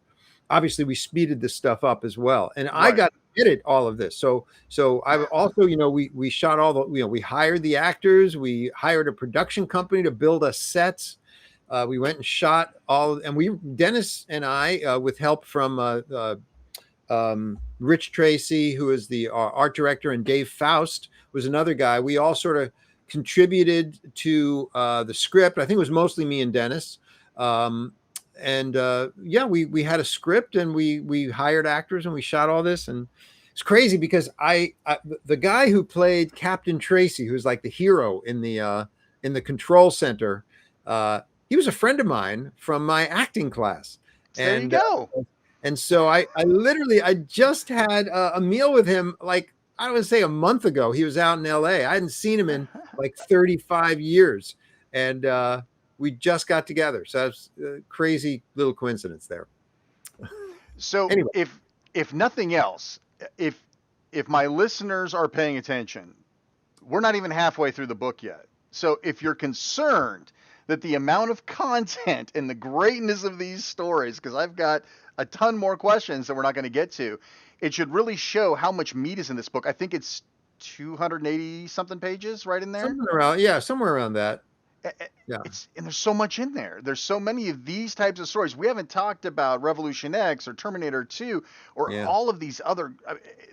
You've had an amazing career. And then in this book.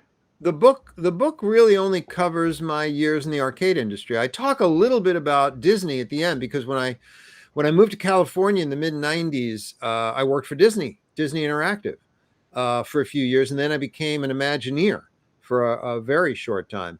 And there are plenty of stories there to talk about that I don't even begin to talk about. And then, but I do mention Disney a little bit because some things related to my arcade days happened while I was at Disney. And again, we don't have to go into that right now, but so there's a little bit of talk like that. And then, back, and then even in the 2000s, I was still working in the game industry. I was on the team that created I want to say, ill-fated Spyro Enter the Dragonfly, which probably could be a book unto itself. That game was sadly kind of a disaster. I think widely recognized as the one failure, the one Spyro failure, maybe. And again, I mention this only because people have been coming to me over the last couple of years asking about that. I thought it was kind of like Qbert. I just thought it was forgotten. It was part of the past, and then all of a sudden, people are starting to contact me asking me about Spyro Enter the Dragonfly. So it's really weird how the interest in video game history has, somehow been piqued, and people are starting to question, where did these games come from, which is wonderful, and I'm happy to supply as many answers as I can. But yeah, there might be a whole nother book coming someday if I. Yeah, I mean, there's such a tease. That last chapter, Loose Ends, I think it was called, where Mm, you sort of tidy all these things up, and more questions, more interesting information from the mind of Warren Davis for sure. yeah, yeah. I also want to mention, if you're interested in history, and again, I know we haven't talked much about Williams, but there is a fascinating documentary about Williams and its history that I appear in briefly, but it's called Insert Coin. Directed by, Great documentary. yeah. So I mean, I highly recommend that to people Yes. if you're really interested in the Williams side of things.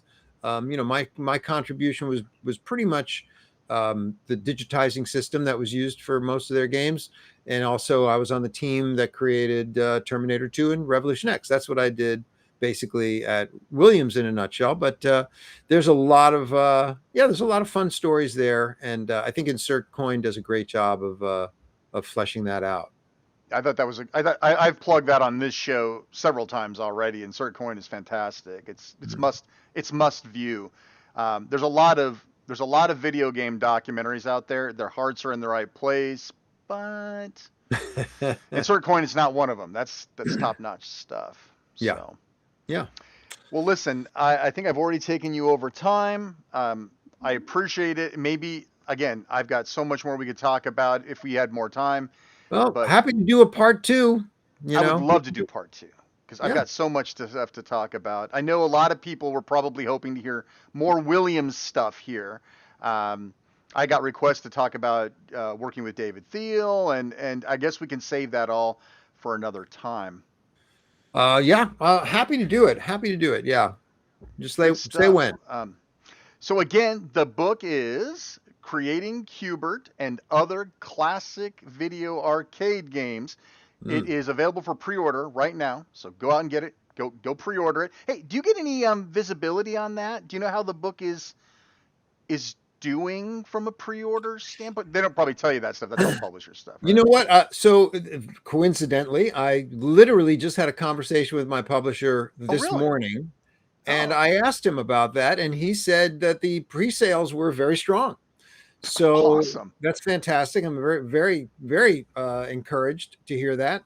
And so the the first printing is actually on the larger side, Oh, and of good. course, if they sell out, there will be another printing. They just make them as they need them. But yeah, this is good news. I was curious about that myself. We had not talked about that at all up until Yeah. this morning. Well, that's great. Yeah, so it's due to release on December 21st. Again, it'll be available in Kindle format. Get the hardback. Don't get the Kindle version. That's so cheap and tight. Get the stuff you can hold. In 20 years, you'll still be able to look at that and open it up Yeah, and read it.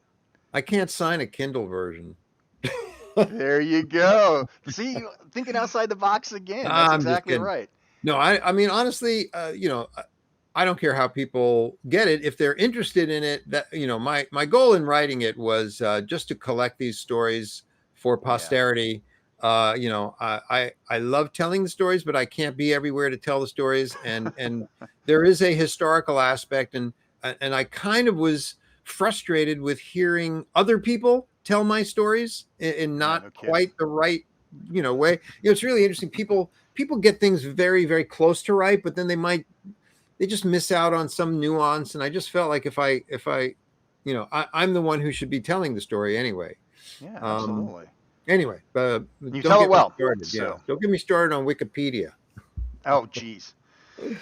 The fake news of the internet. Okay, well, anything else before we let you go that you want to talk about? Everyone go out and get the You book. know, well, yeah, I got put a little plug in for the New Wave Toys repli-cade version of Qbert. I don't. Are you aware of that?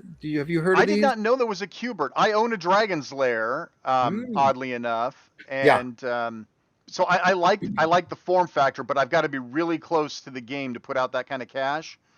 Um, Yeah, yeah. So they approached me early this year saying they'd like to do a version of Qbert.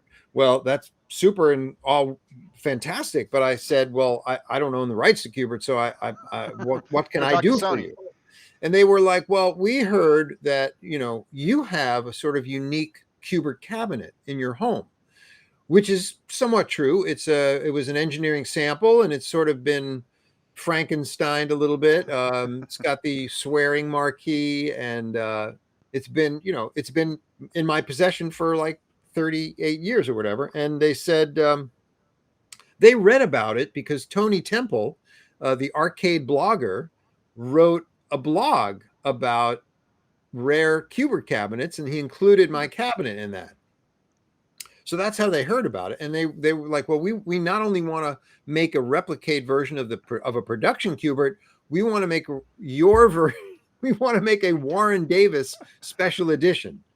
Wow. So that's what they are doing, and again, because of COVID, much like the book, it's been delayed. It should have been out by now, but and they had a pre-order event back in July, and sold out on their pre-orders. And they are literally just waiting because of shipping and production Sure. problems with COVID. They're just waiting to get them in so they can start fulfilling their pre-orders and then selling them again. But hopefully early next year, you will be able to buy either a working Qbert cabinet or the Warren Davis special edition. And I will also mention that at I want to say kind of insistence, I said, look, if you're going to do a Warren Davis version of the cabinet, it has to have faster, harder, more challenging Qbert, because Yes. that is my Qbert of choice. It's the Qbert that I've had in my cabinet, for 99% of the time. Sometimes I'll swap out the ROMs for somebody who, wants to play the original. But, Yeah. and so they have put both versions of the game, the original and faster, harder, more challenging, in both versions of the cabinet. So whether you get the production version or the Warren Davis version, you can switch between the two versions. And it's That's amazing. It's amazing. You have the Dragon's Lair, so these are it's the gorgeous. phenomenally engineered. They are perfectionists. They're more perfectionists than I am. Not that I'm a perfectionist, but I've tried to go over their prototype and give them feedback and say, well, this needs to be changed, or this is that. They're worse than I am as far as the details. They're not happy unless it's absolutely 100% correct. They actually shipped Dragon's Lair with a non-working laser disc, which is like the absolute. I mean, you want to talk about perfection. Yeah, no, these guys are obsessive, and it shows in their product. They make a fantastic product. So anyway, New Wave Toys, newwavetoys.com. Again, I don't think you can buy either right now. They're waiting to get the production in, but soon they will be available. That's way exciting. I mean, especially being able to have the Warren Davis edition. That's Yeah, I can't that's wait. actually I more want special one. to me than the original cabinet, right? I mean, it's a unique cabinet, that's for sure. It's a weird. Some of the artwork is slightly different. Things like that. But and there are other similar Frankenstein cabinets out there because they were based on the engineering samples that went out before production. So there are a handful of those out there. I don't know how many exactly have survived, but there are some. The story never ends. There's always so much to talk about. That's awesome. All It's right. crazy. Well, thank you again for your time. Trying to be respectful. We're 12 minutes over, so let's try to work this out, and we'll get a part 2 going on. See what hopefully we can drum up some interest in the book. It sounds like That would it's be doing well. fantastic. That would be fantastic. I feel like it's kind of a niche book. I don't know if it's a mainstream of mainstream interest to people, but I think the people who are interested in retro gaming history or in Qbert specifically, I think they'll find it entertaining. It's always my goal, just to entertain. So Entertain. to be the I hope you entertainer. found it entertaining. I loved it. I loved it. And you know what's it and again, I'd really like to stress, even if Q*bert's not your jam, there's plenty of other stuff, including NBA Jam information contained within the covers. So there's something for everybody, and highly recommended. Well, thank you, Shane, for the time. I really appreciate The pleasure's all mine. your support. Anytime, anytime. Well, thank you, good sir. And as always, this is Shane R. Monroe with Passenger Seat Radio, and we'll talk to you guys next time. Take care. Tell us how's the book doing? Funny you should ask. Let me demonstrate with some material here. Oh, we actually get to see one. Holy crap, and there it is. The books are printed. Look at that. I got a couple of copies here. Honestly, I don't think I've opened this yet. It looks beautiful. So awesome. Yeah, the color. You are here with a Passenger Seat Radio exclusive. Look at this. Yeah, this is it. Looks beautiful. It was actually physically available, and I'm actually able to hold one in my hands. I'm very excited. When did you get them? I can't wait to read it, by the way, to find out how it ends. When did you actually get them? They were delivered last night. Wow, really? I mean, so you're still kind of riding the high of holding that thing, right? This is your first printed, like, published book like this, right? Actually, no, because I self-published. There was the self-published version of the book. Right. And there was a hard copy of that? No, that was never hard copy. This is hardback. So that's different. But yeah, no, but the thing is, I went through the process myself of laying out the first version of the book. You know, everything was me. I wrote it, I laid it out, I sent it to a printer online, you know, paid for every copy, got them back, and then I sold a few copies online, and also at one show that I managed to go to before the pandemic hit. Yeah. And as we talked about last time, it was during the pandemic that I decided to reach out to actual publishers, and that started this process, which I think I signed a contract with the publisher like January 1st of this year. So It's been an all year long process. And, you know, the publisher wanted to do some edits. They wanted a new title. They wanted a new cover. My original book didn't have a foreword or an afterword. Ed Boon was kind enough to write the foreword, and John Newcomer wrote the afterword. Yeah, so it's a real book. It's a real book. My publisher just sent me a link that it has been reviewed on Publishers Weekly. Wow. So was it a good review? I mean, do they rate it or something? It was good. Yeah, I don't. It was, yes, surprisingly, it was. I'm not surprised. It's an awesome book. It was a positive review, so I couldn't be happier. And I have them now. So that is so the exciting. other thing that is going to take me some time. I don't have many copies, and I have to order some more. But I will, as soon as I can, I will make them available on my website, warrendavishshop.square.site. Which you so kindly put up in part one. Absolutely. And I'll make them available for autograph copies if people want. Yeah, several people have been asking, so I think you'll do well with that. They will be available, and I'll ship them out, as soon as I can. And then I'm going to, I feel like next year for me is just going to be a lot about publicity and just trying to spread the word. That's really what I hope, is that the word gets spread. So at least among the retro gaming community, people are aware of it if they're interested.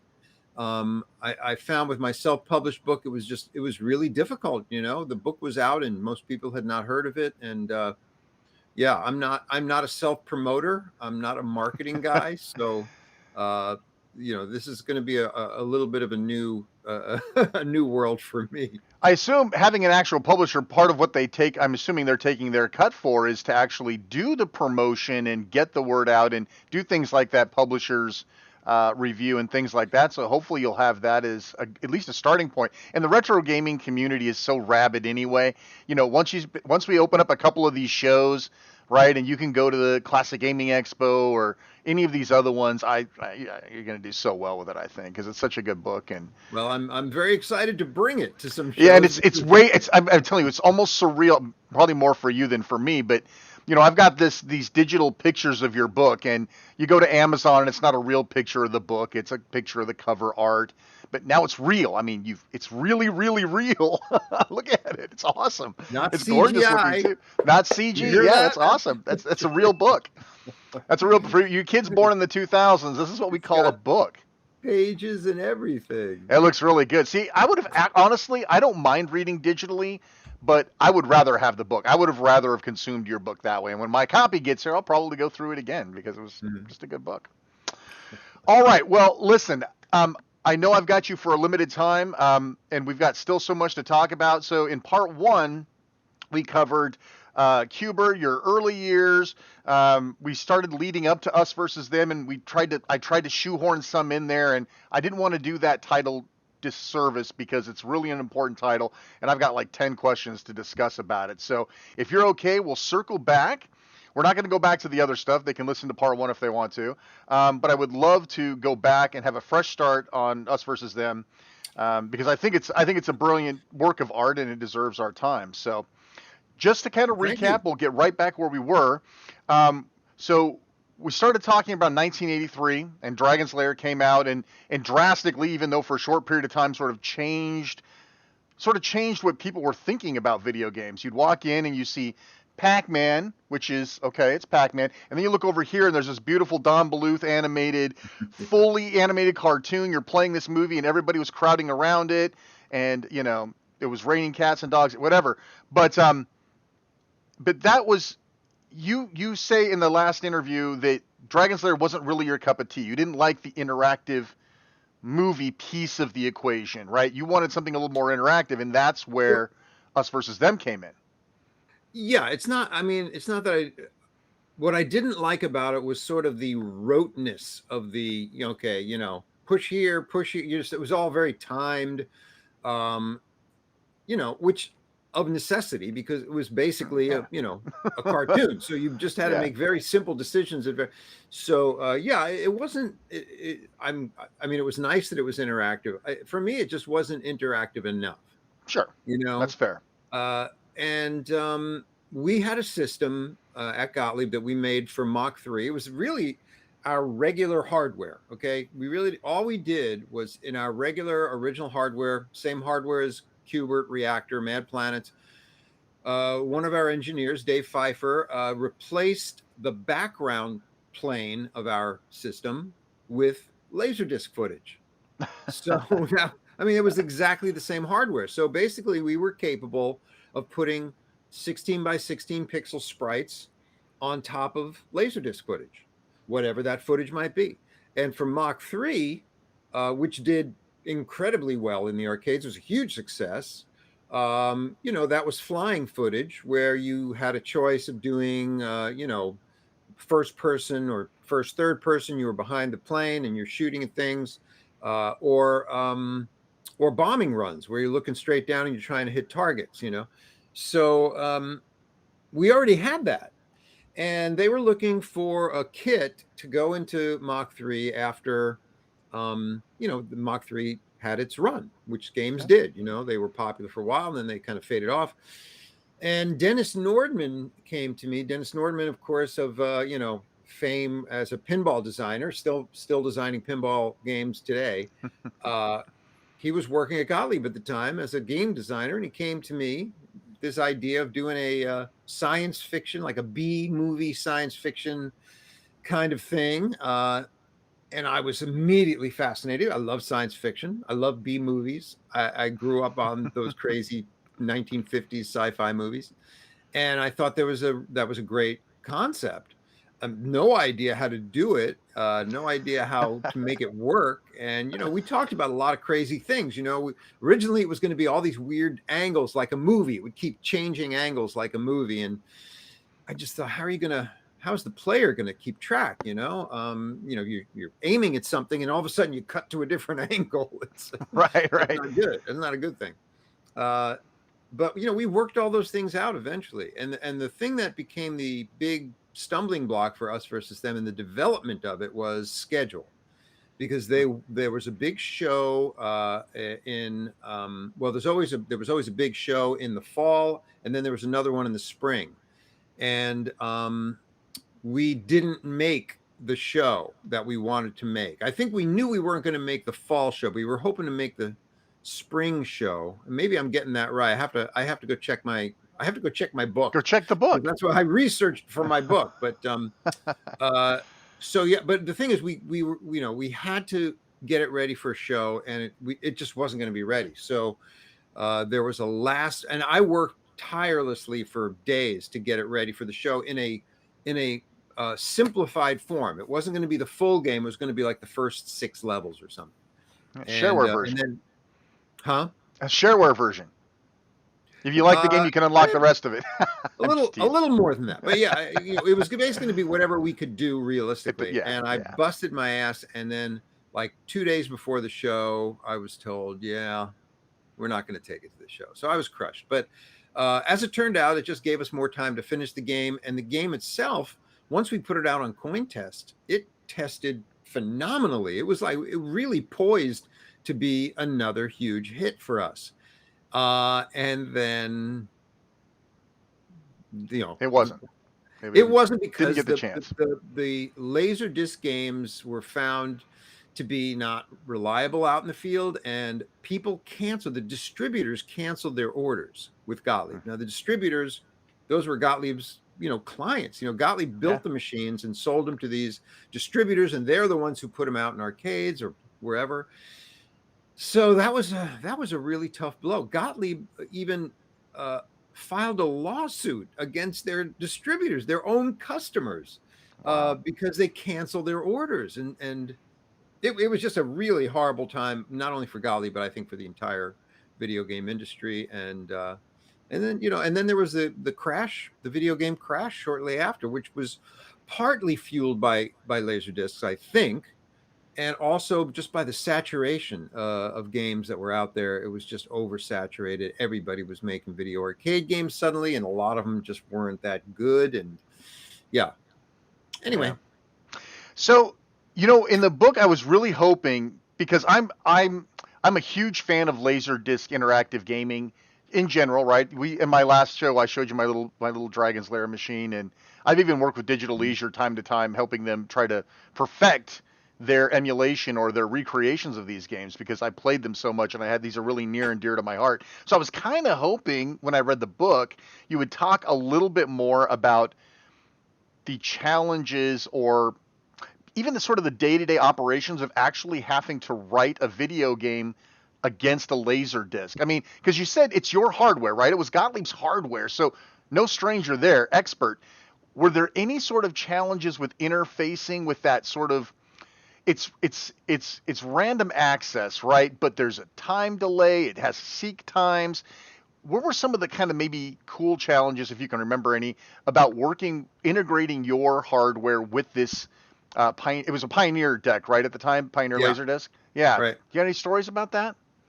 I mean, honestly, I feel like the hardware design was such that it made it pretty easy for the programmers. Okay. We would, and again, I think the way the game was sort of designed, it made it easy for the programmers. We had basically minute-long scenes, right, which would start with maybe a few seconds of a story, and then there'd be a cut to a flying footage scene, a cutaway to a little interstitial gag, usually during each scene, and then maybe a little scene at the end, or maybe not.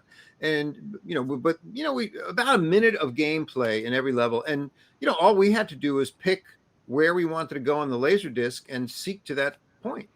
And as long as you weren't seeking very, very far on the Laserdisc, your seek time wasn't that, noticeable. And I just thought it was pretty easy. I don't remember any challenges in getting the laserdisc to work. I mean, if there were any, I've long forgotten them. By the way, you know, I don't retain pain in my brain. So it's like if something was a chore and I got past it, I might just forget it. You know, I might just try to not remember it. But Well, you yeah, know, I was I don't thinking. Oh, remember go ahead. anything like that. Yeah, because I was thinking like again, I'm an amateur developer. I've released a couple of titles, so I've got some basic game coding background. For me, I think it would be really challenging to code these sort of sequences, even a minute at a time, because you had footage, right? Or you didn't have footage for a while, so maybe you had some animatics or some storyboards or something like that. What were you coding against? Because in the book, and we're going to get back to this too, but you mentioned that it was up until like the very end before the final laser discs were pressed. How were you deriving footage for development time? We had, as I recall it, we had like test pressings of a few levels. Okay, So once we got any flying footage back, we were able to throw like a test disc in. It wasn't complete, but it had a few levels. had And enough. the thing, the beauty about the design is that the backgrounds were kind of irrelevant. You know, Right. all we had to know is, are we in a scene or are we in flying footage? So, Okay. if we cross a certain frame threshold, we know where we started the actual flying level, and I've got to Gotcha. put the graphics up. And if we cut to an interstitial, I have to take the graphics away for a second, right, and put them back on when the interstitial is over. But that's about it. I mean, like I said, it was fairly easy to go from. And the thing is, I could develop the game without any Laserdisc I was because, just gonna say you again, probably didn't even need it. It wasn't even there. I mean, yeah, the beauty about the design is that the gameplay is that the computer graphics were overlaid over the flying footage, but you didn't interact with that flying footage. So right. you didn't have to track. Let me take that back. The caveat to that is the forest level. Yeah. Hold, Sorry. hold up on the forest level. Don't get too deep in that. I got some questions about that we'll lead into. You Um, were asking about it. I know. I'm sorry. Go ahead. Go ahead, and I'll adjust my question. Go ahead. Well, you were saying, so the forest level did require, and actually the mothership levels required interacting with the disk, but I programmed those later. So I had and the thing is, we had all these different angles. There was a first person angle, there was a sort of above third person angle, there was side scrolling. So I had plenty that I could do before we actually got the flying footage back.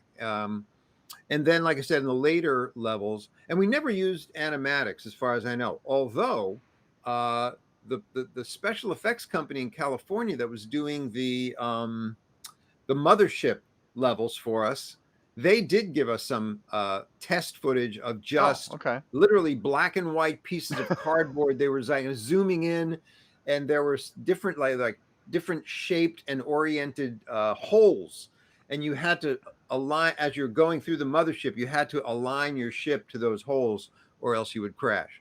Very similar to the forest level, but in the forest level, a tree would come up right in the middle of the screen in some portion, and you had to avoid it.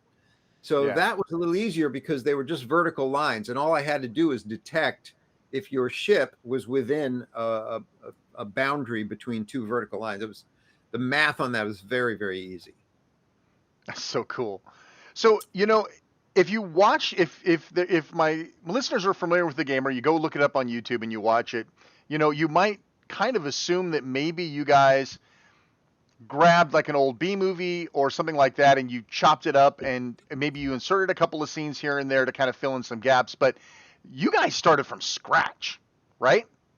Oh yeah, we realized pretty early on that we were not going to find the footage that we needed anywhere. I mean, we needed very specific types of shots, and they needed to go on for a long time. I mean, a minute, Right. if you think about it, a minute's a long time. And these scenes were sped up because I don't know if you've ever taken movie footage out of a plane, but it does not feel like you're moving. It's very slow looking. So we had to speed these things up about 5 times.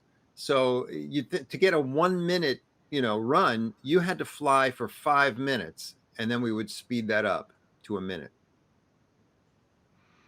So one of the things that fascinated me about your involvement with Us versus Them is the fact that you had this acting background, and it's kind of funny that this project seemed to be like this perfect marriage of developer and actor.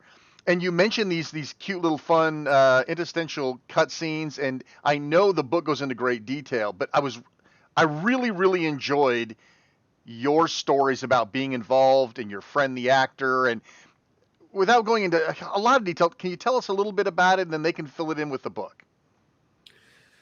Well, yeah, we hired actors because we had, you know, live action scenes and stuff. So the guy who played Commander Tracy, you know, the sort of the hero of the story in the control room, was a friend of mine from my acting class. And we also got people, you know, a variety of people. We had auditions and everything, and hired people to do the little interstitial comedy bits. And then, you know, the funny thing is, I didn't, even though I was studying acting at the time, the reason this was a great project for me was because my desire to be a filmmaker. I was much more interested in filmmaking than I was in acting. So that's where I kind of stuck my nose in. And ultimately, I did all the editing for the entire game.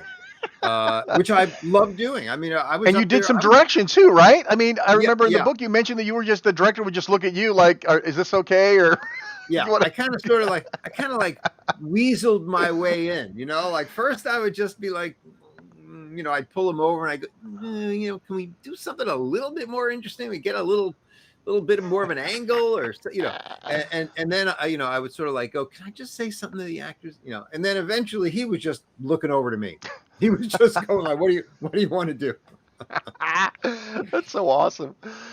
You know, and so let's go back to that forest level, because I thought it was, you know, as I was reading through your book, it seemed like everything, you know, I don't know if I believe in the concept of fate, or we're predestined to do this or we're predestined to do that, or things will step in and things just happen as they should. Your life seems to be filled with these moments. At least that's how the book presents it, where like, you know, something kind of bad happened, but then this other thing came right along and everything was solved. And the forest level was one of those things where when I got to that part, the whole production of the game seemed kind of charmed, honestly. I mean, with finding the movie theater to actually watch like dailies in, or it seemed like everything just happened. You had the right person at the right time in the right place. But the forest level really seemed to be a good example of that.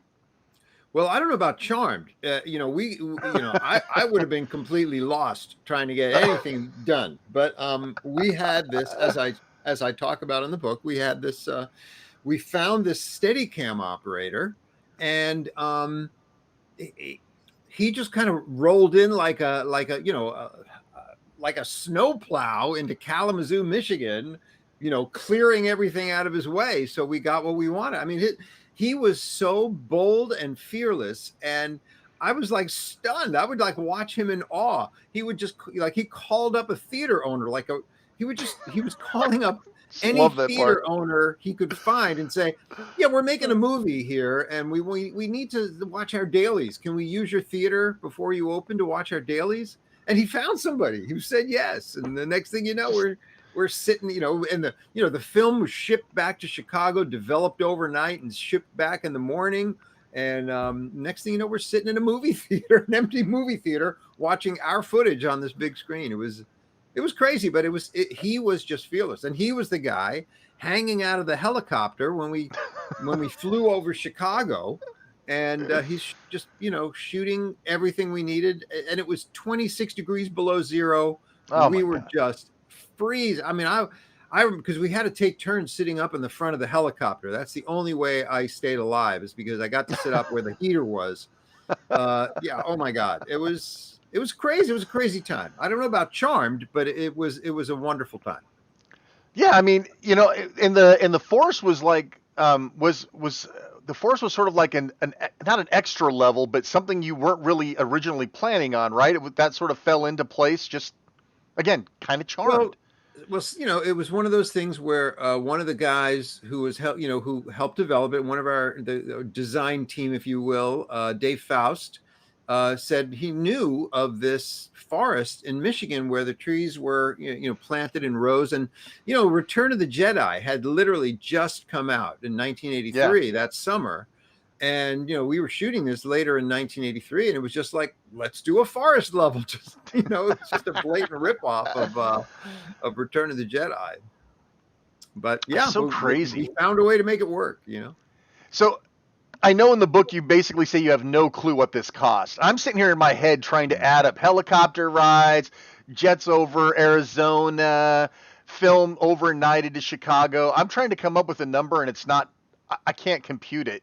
You have no idea, right? I have absolutely no idea. I was not in charge of money. I was literally just there to design and program. And nobody came to you and said, dude, no force level for you. We're not going to fly you out. So you were completely on independent ops. There was no executive producer chasing you down, telling you to shoot fast or nothing. It was just the money kept flowing and you were good. I was not controlling the purse strings. I have no idea. I'm assuming it was Rich Tracy, who is our art director, Gottlieb's art director, overseeing the entire art department. I had nothing to do with it. And, the only thing I remember is, being told that we were not going to the show. We were not going to the show. So go home, get some rest, and then come back after the show and finish the game. Oh my God. So a lot of you sort of alluded to one of the reasons why Us versus Them didn't make it out was because of the problems with the Laserdisc. And you and I talked a little bit, I believe, offline about the problems that were being had. So there was a problem with Laserdisc reliability, right? And you had told me some interesting stories that I hadn't heard regarding why this was a problem. I knew that there was, because I worked at an arcade that had a Dragon's Lair, and I remember the operator of that arcade, bitching all the time that it was down, or he had to replace this or he had to replace that. But it was making him a whole ton of money. So, I mean, he paid the money, but he was not happy about it. But you had mentioned, like there were, I don't want to steal your wool, but what were some of the things that people could do to screw with that Laserdisc in the arcade itself? Well, you just bang on the side of the cabinet. The Laserdisc it's working kind of like a record player. Yeah. Except it's not making contact. There's a stylus, but it's sending out a little laser beam, and it's reading the little pits in the disc and sending ones and zeros back. But again, if you slam that thing hard enough, and you can make it skip, and once it skips, it loses track of where it's supposed to be, and then it's gone, it's lost, and you get a blue screen because the Laserdisc has nothing to tell you, and then you go to complain to the arcade owner, and he gives you your money back and resets the game. I mean, that's if that happens all the time, that's not good. Yeah, I think you had mentioned, this is the part that cracked me up, is you played the game up till you were getting ready to die and lose your last life, or you're at a game, and then you just smack the side of the thing, blue screen it, and get your money back. So it was like playing for free. Exactly. Yeah, not a good business model. I just can't believe that nobody in quality control was sitting there going, hey, maybe we should put some, I don't know, absorbent material in here, or put it on a. They did. They did all that. There was some cushioning in there. It just. Yeah. I mean, if you have access to the side of a cabinet and you have a foot, man, the little foam's not going to help. So terrible. Yeah, and I think that really sort of sealed the fate of Laserdisc, and it wasn't cheap enough, I guess, to store video on wafers or anything at that point. So, no such thing. Yeah. So when Gottlieb, or should I say Milestar, which is, by the way, the worst possible name ever, and I guess we're not alone based on what I read in the book. When they closed down, how big of a blow was that to you? I mean, I know you were crushed about Us versus Them not getting out, but I don't know how emotionally involved you were by then with Gottlieb or Milestar at the moment. You say you were getting unhappy towards the end of your tenure anyway. It sounded like you were being pelted with offers, right? So from a financial standpoint, let's back up a second. Okay. Gottlieb did not immediately shut down after Us versus Them. Us versus Them happened, and then the company went on for months. Okay. Maybe 5 or 6 months. I was moving on to other things, but the reason I became unhappy is because, it was sort of a natural progression that had to happen, which is that too many people were hired who were not coming out with games that could be released. And so the original philosophy of, hey, we just hire people and let them do their thing, and Right. and hope we get some hits. It wasn't working. They had, because they started to hire a lot of programmers, and they became a little heavy around the middle with people who just weren't producing games. Wasn't all the programmers' faults, because the market, like I said, had become saturated. So it's and people had gotten used to things. So when video games like skyrocket to popularity, you saw this wide variety of things. So if a lot of people are sort of coming out with the same thing or a slight variation on the same old thing, it's like, yeah, I've seen that before. So, and there were no new technological breakthroughs other than laser discs, which just we found out wasn't going to cut the mustard. So, so it was sort of a downward slide from there. So the first thing they did is they hired a middle manager to basically crack the whip on the programmers. And that created a kind of a stifling environment. I think a lot of people resented it.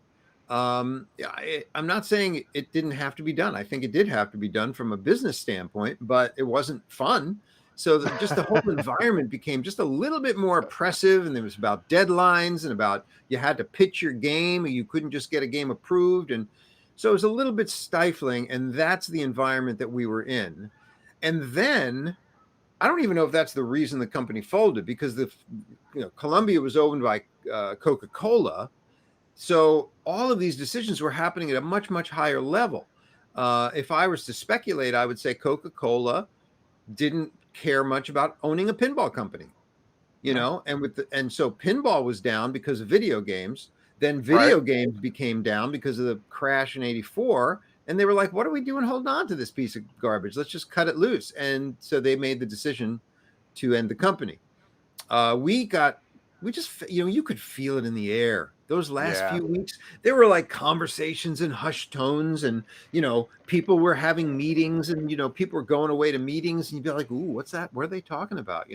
So it was a weird time at the end. Yeah.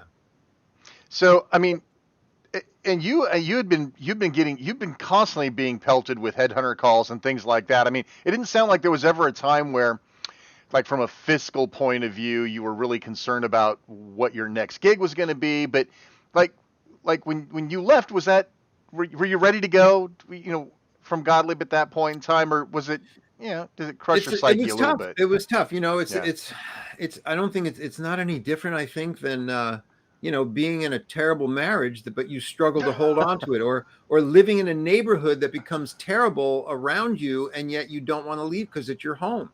It's a similar dynamic there. I really believed I was going to work at Gottlieb for the rest of my life. I thought this was my lifelong job. I had that much devotion to the company and to the people I worked with. And so it was crushing. It was an absolute crushing thing. Even though things weren't great, there's always the hope that things will turn around, things will pick up, we'll weather the storm. Yeah. Didn't have a chance to do that. Oh, well, let's move on to different oceans then. So I found a really, and this is probably just me completely reading into things, but you moved on to data logics. This is really fascinating to me because this doesn't exist really anymore, this type of data processing service, right? From my point of view as the reader, I suddenly felt like there was almost a shift in what you were doing, right? Because when you were brought on there, you were implementing graphic import formats, right?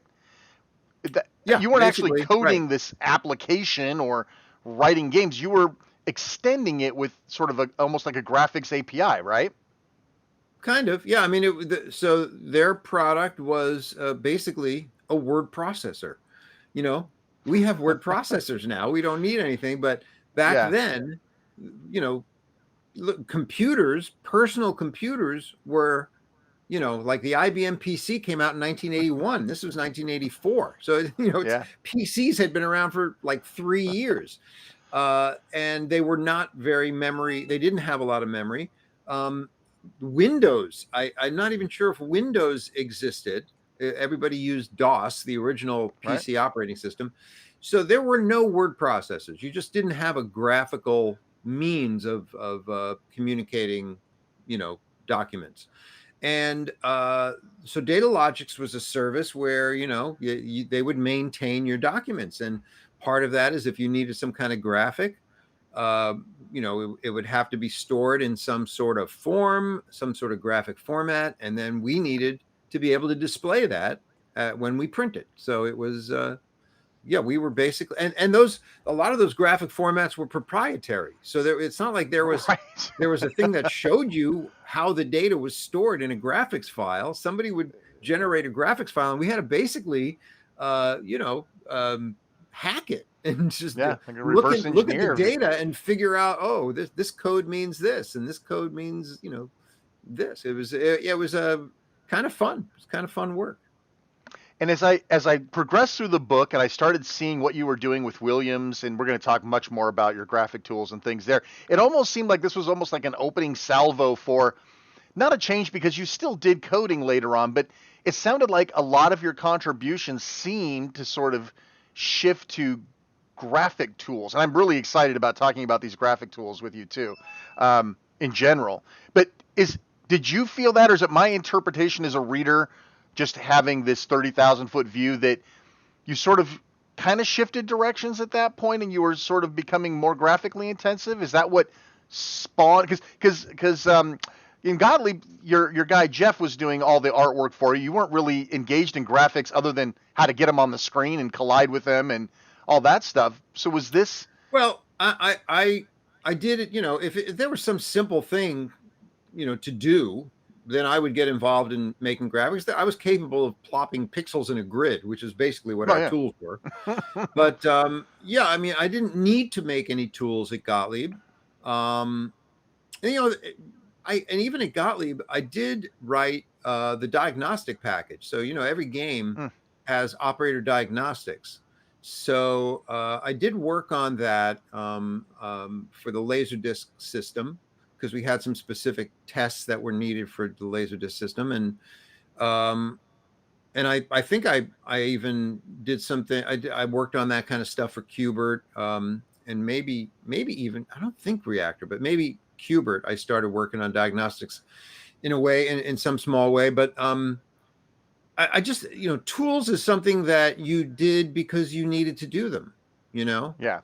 So to me, it wasn't necessarily a shift in focus. It was just doing what needed to be done. Gotcha. Same thing at Williams. Like when I was first hired at Williams, one of my first projects was sort of revamping their art tools.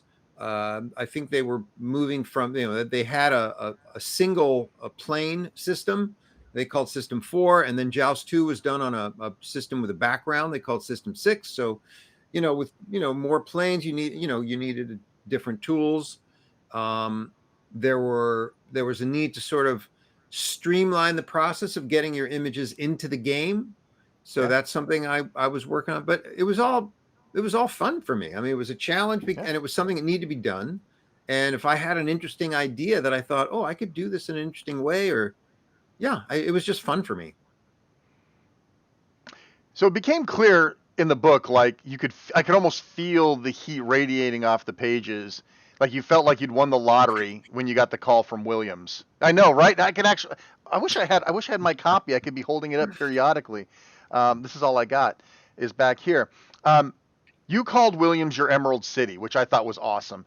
And you were so impacted, according to the book, that you don't even remember the interview or the time until you were like walked into your office at Williams, because it was that much of a life-changing moment for you. Do you remember anything since writing the book between the time that you kind of got that interview and you went to work for Williams? No? I don't. I really don't. I don't know why either. I just don't. I don't have a memory of my interview there. The dopamine overrode. Yeah. And of course, well, I thought maybe. I remember the walk to the office because I did it every day. It was, Right, right. it was every day. You'd go in the main door, you'd say hi to the receptionist, you'd get in, you'd be buzzed into where all the front offices were, and you'd Yeah. kind of make a little jog. Then you go into the plant. You had to walk all the way through the plant itself to get to the back, and yeah. I mean that was like an everyday thing. And so in the past, you talked about some of your interviews being like, I don't need this gig, whatever. If they give it to me, whatever. I bet with Williams, were you tied up in knots in your stomach? I can't even imagine like going to the Emerald City and seeing the Wizard and not being a complete wreck the night before or even the day of. But were you just all calm and cool about it?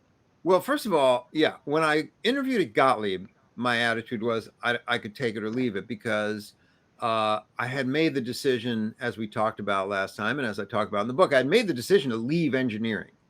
I was like done with engineering. So that was where that came from. But, after working at Gottlieb for years and making the games I did, and then working at Datalogix and being out of the industry for a year or a year and a half, I was totally excited about coming. I was desperate to come back. I was like, are you kidding? I think I say, even in the book, I got that call from the headhunter at Datalogix. How would you like to get back into video games? I didn't have to hesitate. The answer was yes, yes. So yes. And of course, Williams. Yeah, Williams was, just it's Williams, man. golden beacon of amazing games. I wasn't even a developer, and I know that Williams was the golden chalice, man. Yeah, that's incredible. So, go ahead. Anyway, but then of course, then the reality. Okay, I'm sorry, my computer's making all these. Yeah, noises. I think I've got. No one wants to bother me. I haven't been bothered all day until we started recording, and now everybody wants my attention. Yeah, leave me alone. I'm busy. You know how computers are these days. They tell you things that you couldn't care less about. They just like, but they and when something important comes along, it's like, oh well, we did focus assist for you. You didn't need to know that. Yeah. Anyway, so coming to Williams, the department had been decimated by the crash at that point. It was really like a bare bones, a skeletal team in the dead zone. So. Yeah. So you started working there in 1986, which was after that big crash in the 80s. And, it's funny, you started to talk about it, but the book paints this really colorful picture. And you've got a really good talent for painting pictures of like environments and situations. I just wanted to let you know that. But you'd mentioned about the offices, that the Williams offices looked at like at the time with the abandoned cafeteria because video game crash, right?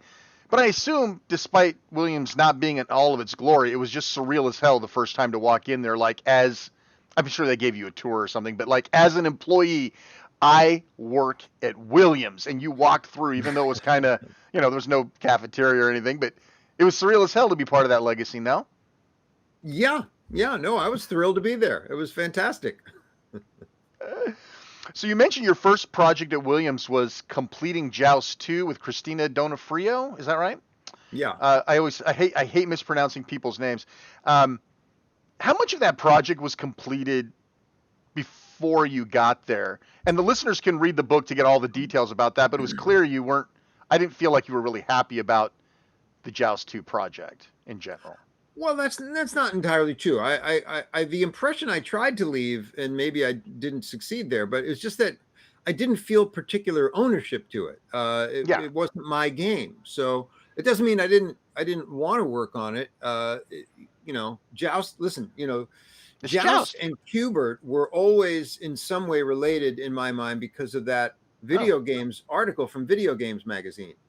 Which I again talk about in the book, that there was an article that compared Joust and Q*bert, not compared, but mentioned Joust and Q*bert as American-made games when all of the games, the hit games, the popular games were from Japan. So here's me at Gottlieb and John Newcomer at Williams making these two games that are suddenly huge successes about the same time. So to come to work at Williams and to work with John, who, and this is the crazy other thing, which is in the book too, but John had worked at Gottlieb for a short period of time. So I had, after Joust, he left Williams and came to Gottlieb for a short time. But anyway, so now I'm back at Williams and I'm working with John on Joust 2. That was like an amazing thing. It's just that is pretty cool. It just that it wasn't my game. It was and it wasn't even my programming job because another programmer had done all of the basic work and we were just sort of finishing it up. And I think that's what I was kind of alluding to was like, if you come in early into a project, you have a chance to kind of make it your own and put your own spin on the ball, a little English there. It didn't sound like, it sounded like you were there to just, like you said, write the documentation, tidy up, finish it, you know, but you didn't. And you mentioned too, and I hate to give too much of the book away, but you'd also mentioned, and we all know, those of us who played Joust 2, which I have, that it's a TATE or vertical implementation of a game that, damn it, it needed to be in a horizontal orientation. And I mean, you can't be blamed one way or the other for that, because I'm assuming that decision was made long before you got there. Well, that was a management decision from day one. Yeah. But listen, people come to me and tell me all the time how much they love Joust 2 and that really that game doesn't get enough love. There's a lot of people out there who are fans of Joust 2. So obviously something about it works. I guess so. I'm going to guess I go sit in the corner or something, because I just, you know, and I didn't have any of this backstory, but I've always wondered, like from the beginning of time when I first saw it, interesting choice. Why would they make this a vertical game like this? That doesn't compute. So now we have the backstory. The answer's in the book to find out. You must read the book now. So what about working with Christina? Now that's the only time I heard her name in the book was during the Joust 2 stuff. Was there any friction coming into a project? I mean, you didn't really talk about what her part of the project was. Did she didn't feel like you were coming and stomping on feet or anything? How did that dynamic work out? No. We were both brought in to finish the project after the original program was let go.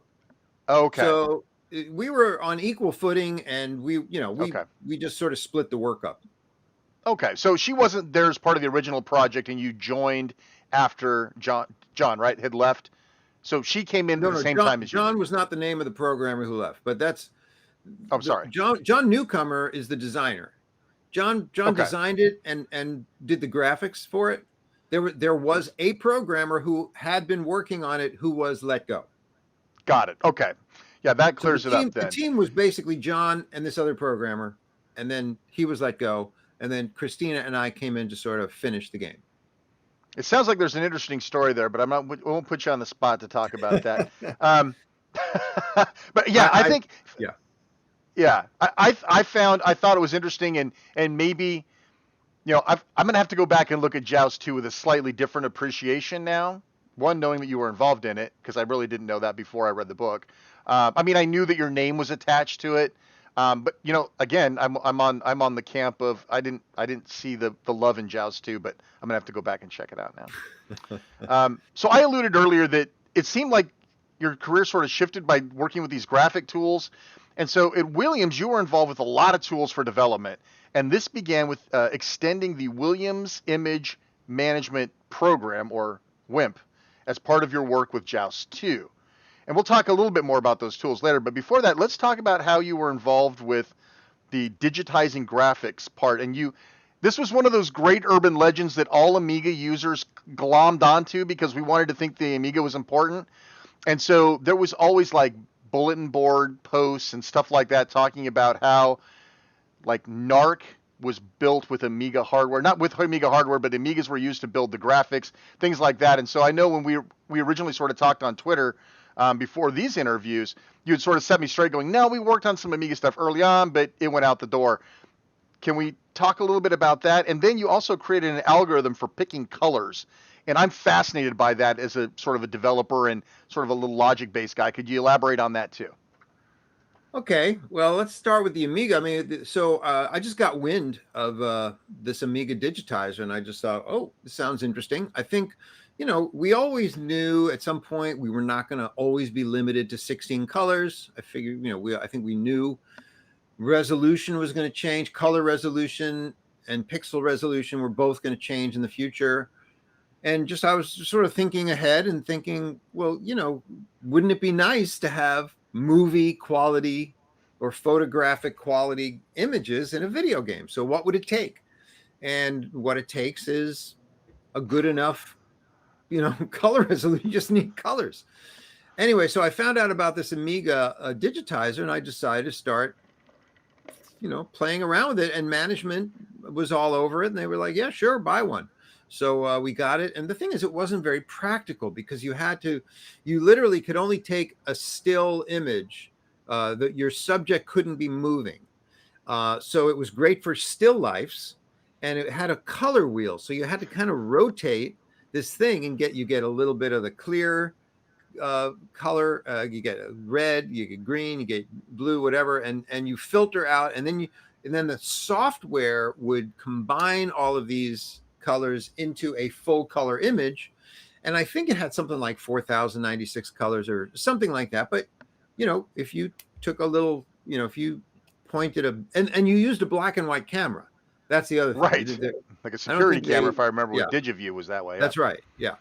So anyway, I just started playing around, understanding how digitization works, understanding how colors work. And part of that was because I knew we were never, in the near future, we were not going to have 4,096 colors or more than that. So then you had to start looking into how are you going to reduce colors. The idea is to get the best. And I think we kind of knew the next step up was going to be 256. So we were thinking ahead that, okay, we're going to have a 256 color system next. So then it became, well, how do you reduce an image that has up to 4,096 colors to one that looks as good and only has 256? So that's why I started looking into these algorithms. And there was no internet. You had to go to the library. So I went to the library and I would start researching technical manuals about computer graphics. So looking at what's being done in the universities, what kind of algorithms are being developed. And, there were a few at the time. They were not ideal or as complex as some of the algorithms we have today that are phenomenal. That really give you great results. But back then, there was like the median cut algorithm, and, you had to you computed a color distance because you're in an RGB space. RGB is 3-dimensional. So you had to compute a distance from the actual color to a target color. And anyway, there were all these algorithms, and I just, coded them up and tried them out. And it was again, fun. It was kind of fun. I'm a computer geek, that's my job. So I enjoyed it. And I got some results, and the real thing that made it possible for us to get graphics into our games was the introduction of the Targa boards. So that was True Vision was a company, and they created these Targa boards. They created the Targa format. So if you ever see a TGA file, that's where it came from, Targa. And they had a series of 3 different boards. They had the souped up. The high end was the Targa board. There was a middle sort of ground with something called the ICB, or image capture board. And then there was a smaller, lesser board that I think didn't even do digitization. It was called the VDA. And that was just like a graphics card to you put in your computer. So the ICB became the board we bought. And the beautiful thing about this is it came with an SDK. It came with a software library of functions, so you could write your own software to control the board. And that was the beginning of WTARK, which is the software that I wrote to basically do what we needed. It let you grab frames, it let you select frames, it let you output the frames in a format that your game code can be incorporated with your game code. Anyway. Yeah, I'm getting too technical here. That's why I try. No, listen, it's so funny. I try to keep it. It's your mouth to my ears. My next question, and I swear this is true. I could hold it up right now. Is I noticed that you had mentioned something about you had dreamed about real interactive movies that could bridge the rich storylines of games like Infocom Text Adventures, which boy, how do you explain that to somebody that was born in 2010, right? They're still out there. They are. I still play them. Are you kidding? Yeah, you Huh? can run them in a browser, right? That's really cool. They're like Infocom libraries that you can go online and you can play any one of these games, probably illegally because they're probably still copyright, but you can actually just do it in a browser and play these Infocom games. Yeah. But you had sort of dreamed about being able to do that with these high level of graphic fidelity. And I actually wrote down here the WTARK software you created for the True Vision capture boards was really the first step in that direction. And so, right now, don't worry about getting technical. My listeners will love it. So, I can't. The one person that I never. Well, I think I'm pretty much down to the last person that I never really got to interview that I felt like is missing from my retro gaming radio world was Eugene Jarvis, and I'd reached out to him a few times. I guess I'm listen, busy guy, didn't know who the hell I was. I get it. Never got an interview with him, but the guy's always fascinated me, and I know that you talk about him in the book. So I have a little note here. Tell us something about working with Eugene Jarvis that we don't know. What would be something interesting to know Well, about that? I don't know what you do know. So how do I know what you don't know? Well, something like everybody knows, like his involvement, with Williams and everything. But was the guy?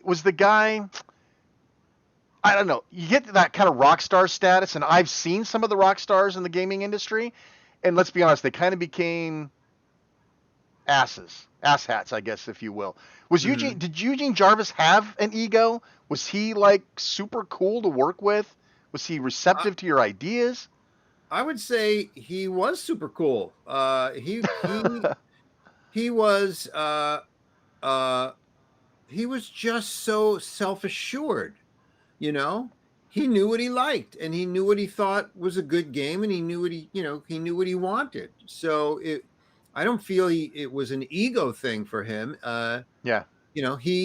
He loved what he did, and he had very strong ideas, and he was in a position where he could get them into reality. So, he deserves all the praise that is heaped on him. But, he was the most, he was a real easygoing kind of a guy. I mean, maybe a little eccentric in some ways, but, just kind of a goofy guy.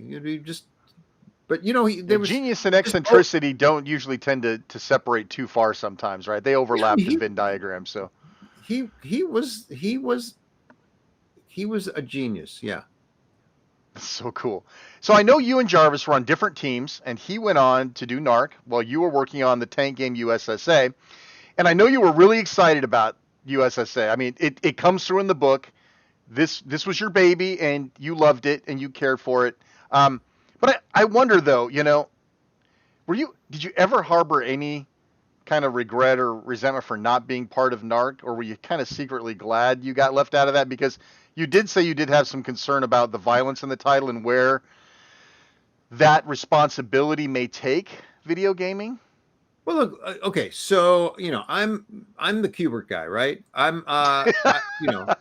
My idea of an experience that I want to create for people, NARC would not be that. Okay, that doesn't mean I can't work on a title that because I've worked on titles that were I guess more high testosterone, if you want to call it that, but.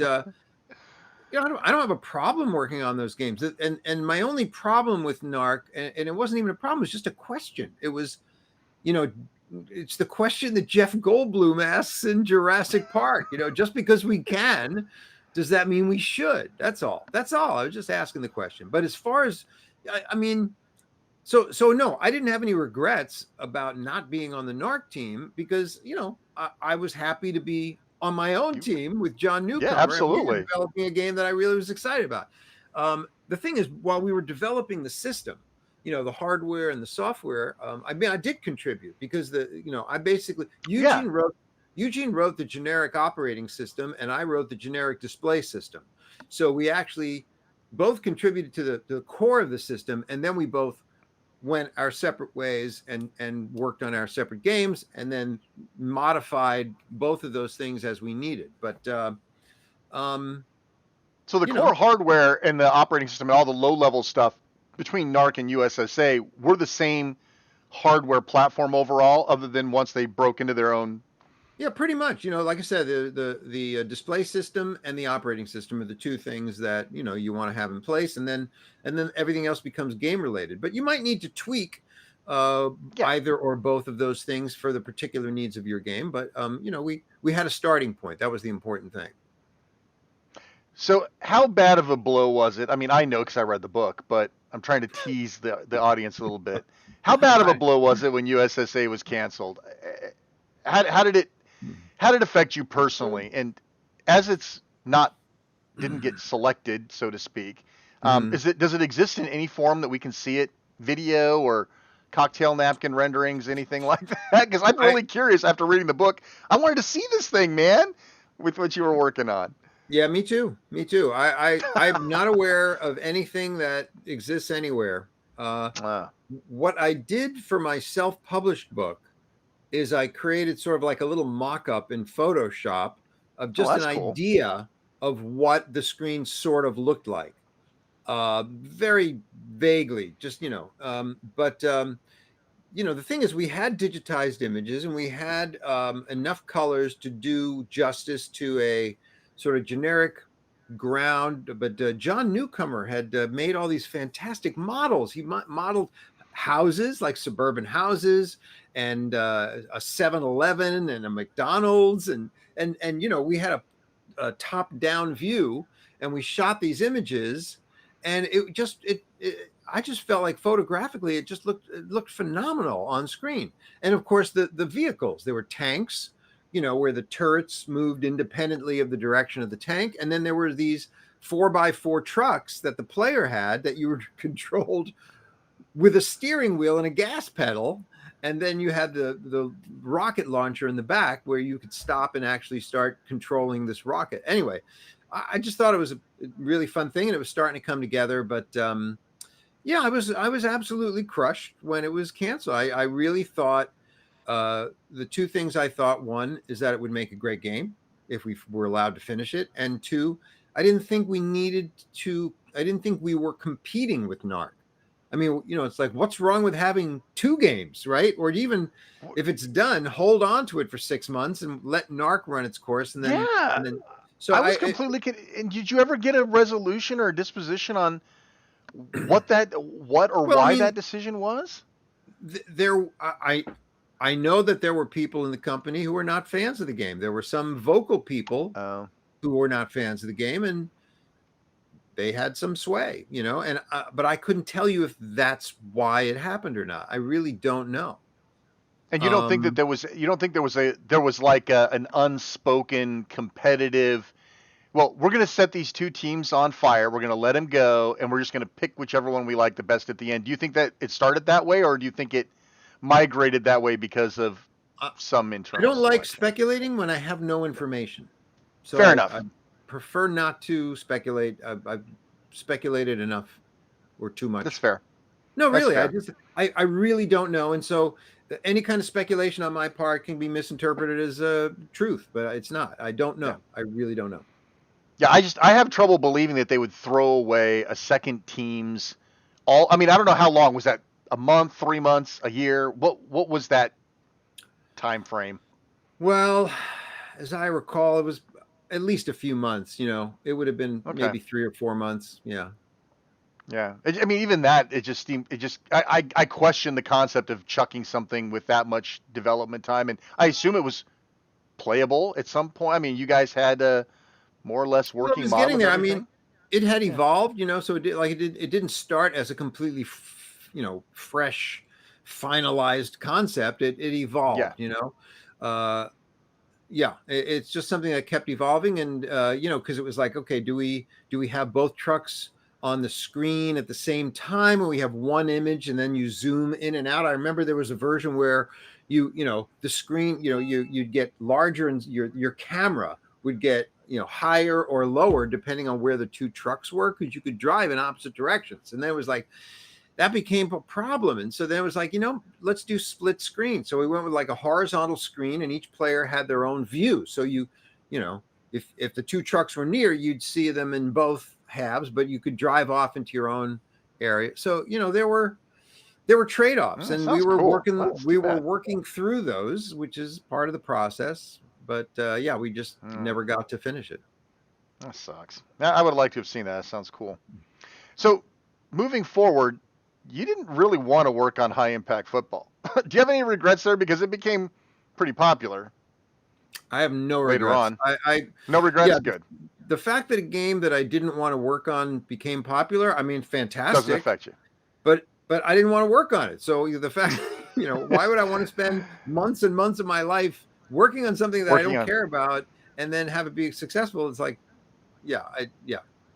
That's good. I mean, that's a real.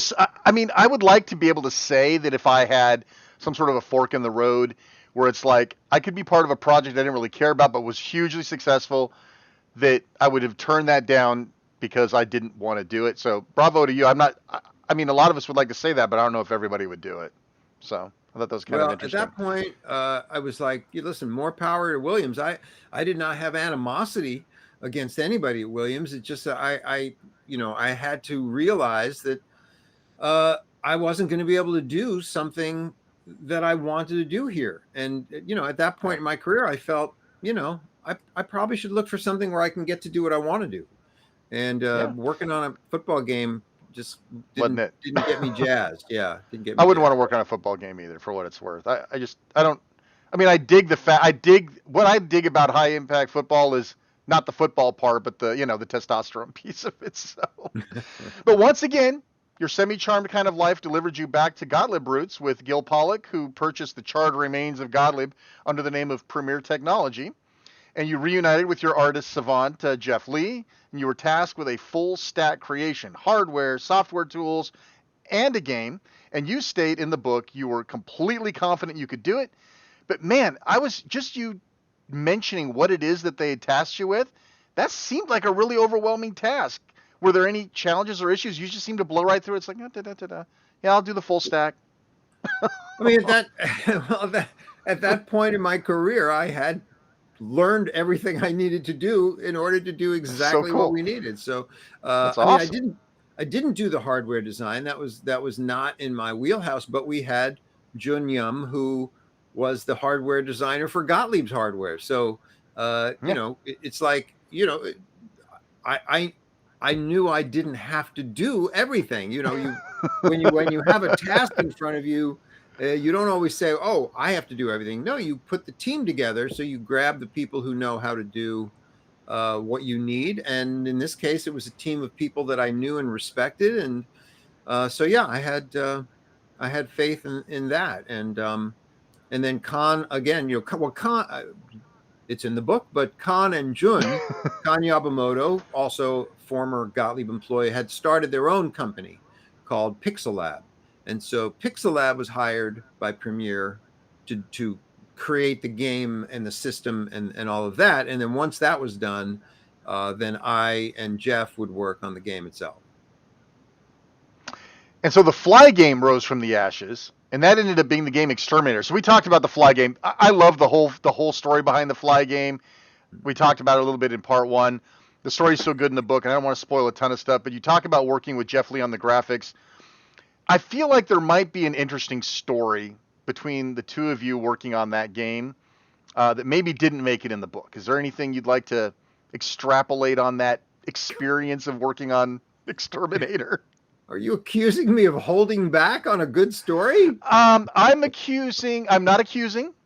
I am suggesting that perhaps an interesting story to us may not have been a necessarily interesting enough story from you to put in the book. It sounded like you two, like I said in the part one of this interview, it sounded like you guys seemed like you were kind of close and you guys had a lot of good times together. You worked really well together. You bounced off of each other. I mean, in my tenure of work, there's only a handful of people I could say in my experience with work, with my vocation, that I could say what it looked like you guys had. So I'm really curious about how that relationship worked with you guys. And Exterminator really seemed like maybe there might have been, because you guys were working the late nights, you guys were talking about the graphics and all of the different stuff, which is in the book, right? But I was just curious if there was anything you wanted to share about that experience with him that maybe didn't make it in. I don't think so. I think it's all in the book. Yeah, Jeff and I we had a very comfortable relationship. We worked on, we had worked on both Qbert and Us Versus Them. we worked on the Lotto game, Lotto Fun, which is also in the book. So yeah, we just had a very comfortable relationship. I completely respected his talent, his amazing talent, and I was just happy to have him on board. Yeah. It's very, Jeff it's just such a reliable guy that Yeah. he's going to deliver, and you can talk about anything, you can bounce ideas, and that's what we did. We, bounce ideas off each other. So cool. Overall, though, Exterminator didn't sound like a particularly great period of time for you.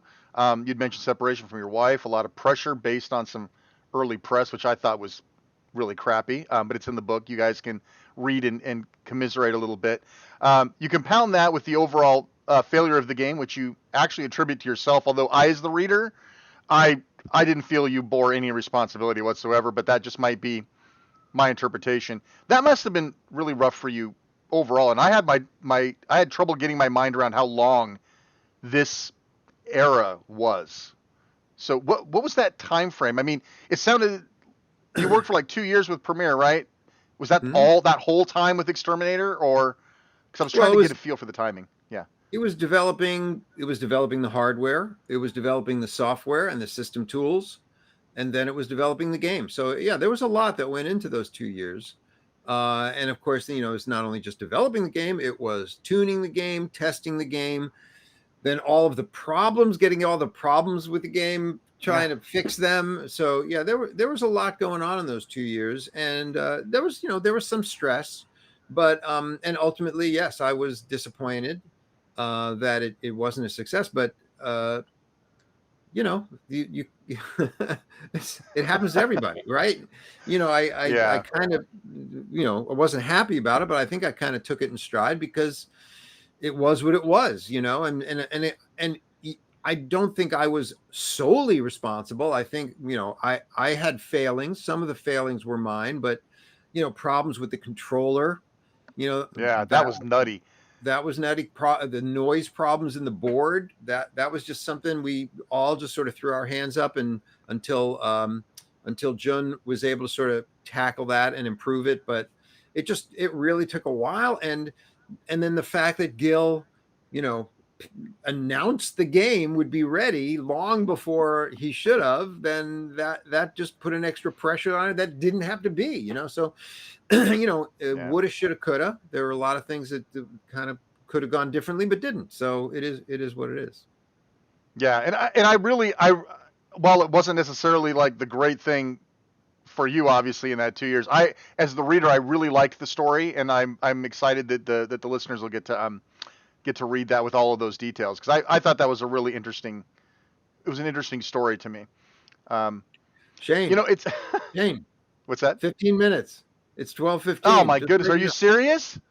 Oh no. I know, Okay, I'm telling you, it flies by. It flies by. I might have to drop a little bit here. Okay, so let's move on. So once again, your life is a series of opportunity. Without skipping a beat, after Premiere, you joined Pixelab part-time. And I was dying when you essentially became the token white guy of that company. I was I told you that I was getting a CT scan the day I was reading your book, and I had to chug down all of this contrast dye. And when you mentioned that you were the white guy in the room or something like that, I did literally spit some dye out. So I wanted to share that story with you, because forever my CT scan will be related to your book, which take that for whatever it's worth.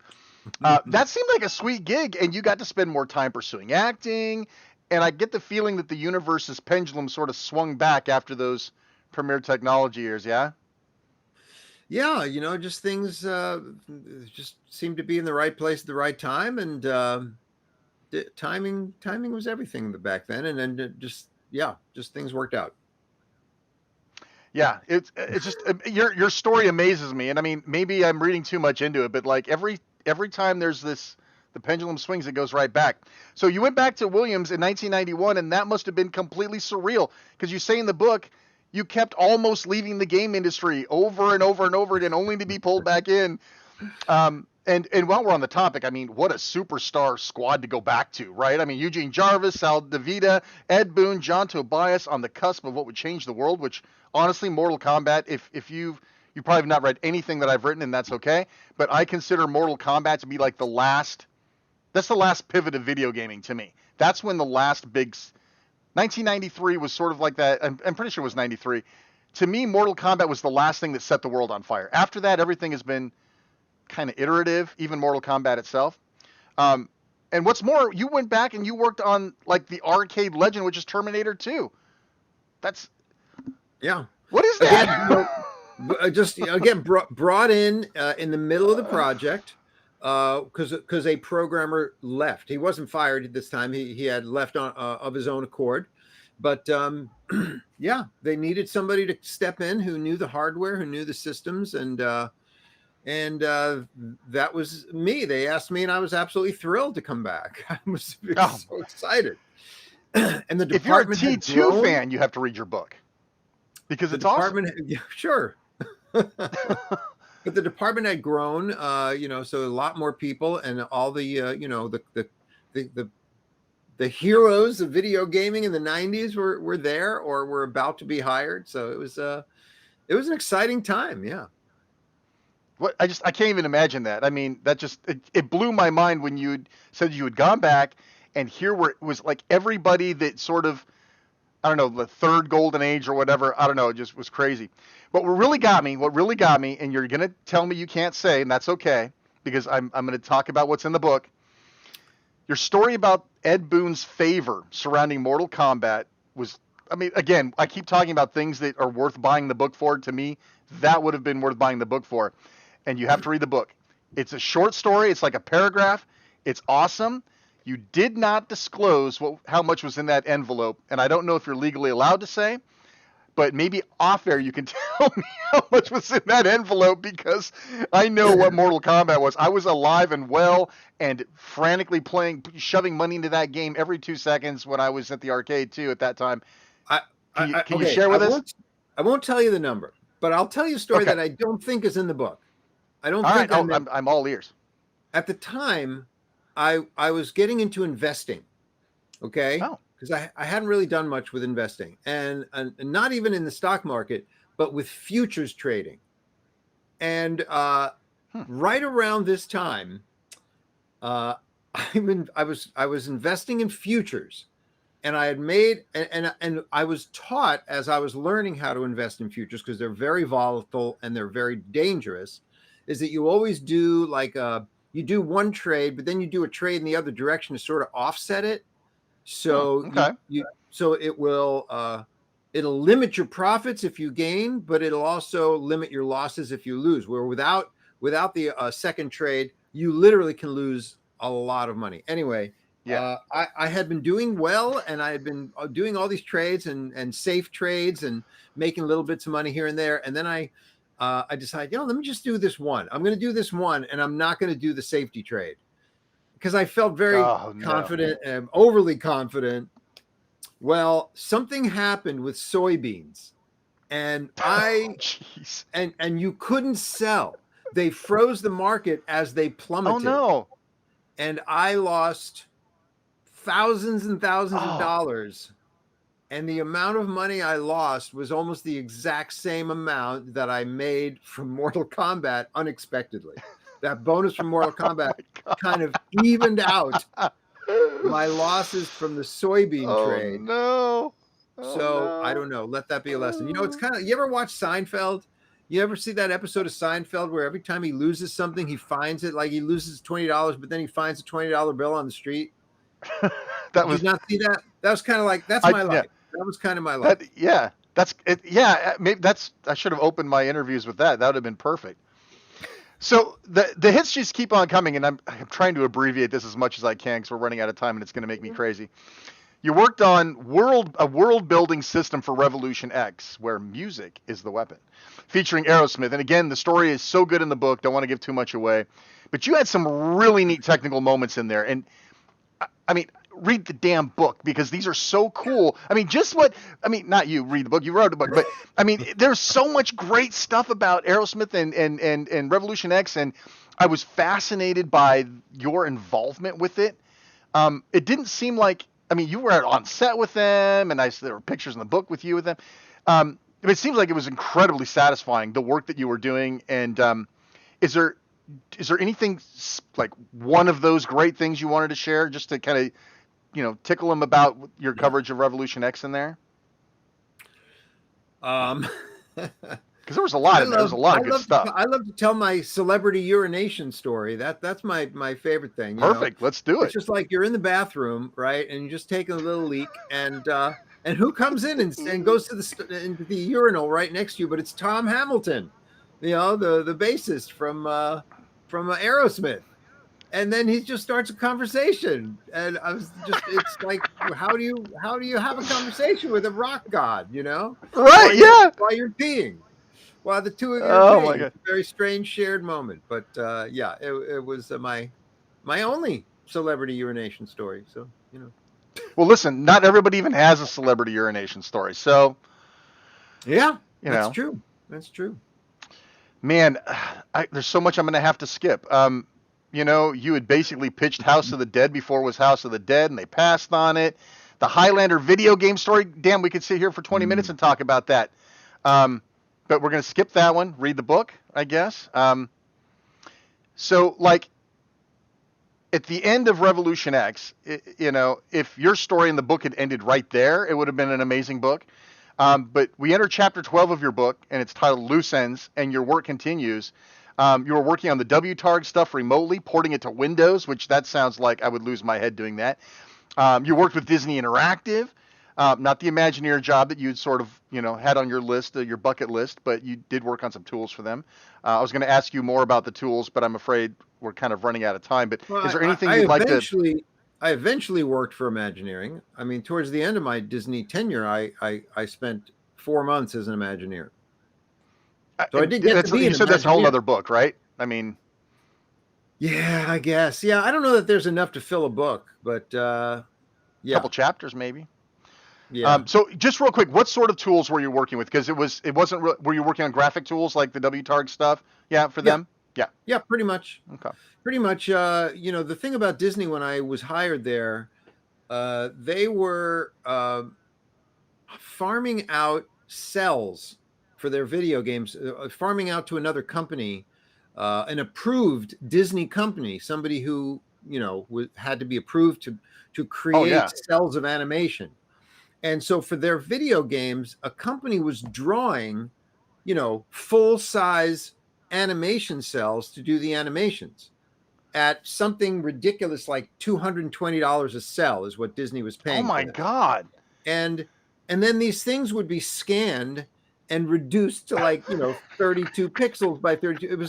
It was insane. It was like, this is not a smart way or a cost-effective way to make images for a video game. So it took a lot, but at the beginning it was like, well, hey, we're Disney. We don't do things the way everybody else does. We do things the way Disney does things. So which I interpreted as me being, well, the dumb way and the expensive way. But so no, but eventually I think, they sort of came around and we would do things a little bit better, hopefully, with some off the shelf tools, because, I think, there were some off the shelf art tools in that era. But yeah. Anyway, but it was, I always enjoyed doing tools. It was just, to me, it was always very fun because it's challenging in a certain way. You're trying to make something that's usable, that helps people in their jobs, makes their lives easier. That's appealing to me. It's so cool. You talk in the book, I know I'm watching the clock too. You talk in the book about getting faster, harder, more challenging Q*bert into MAME.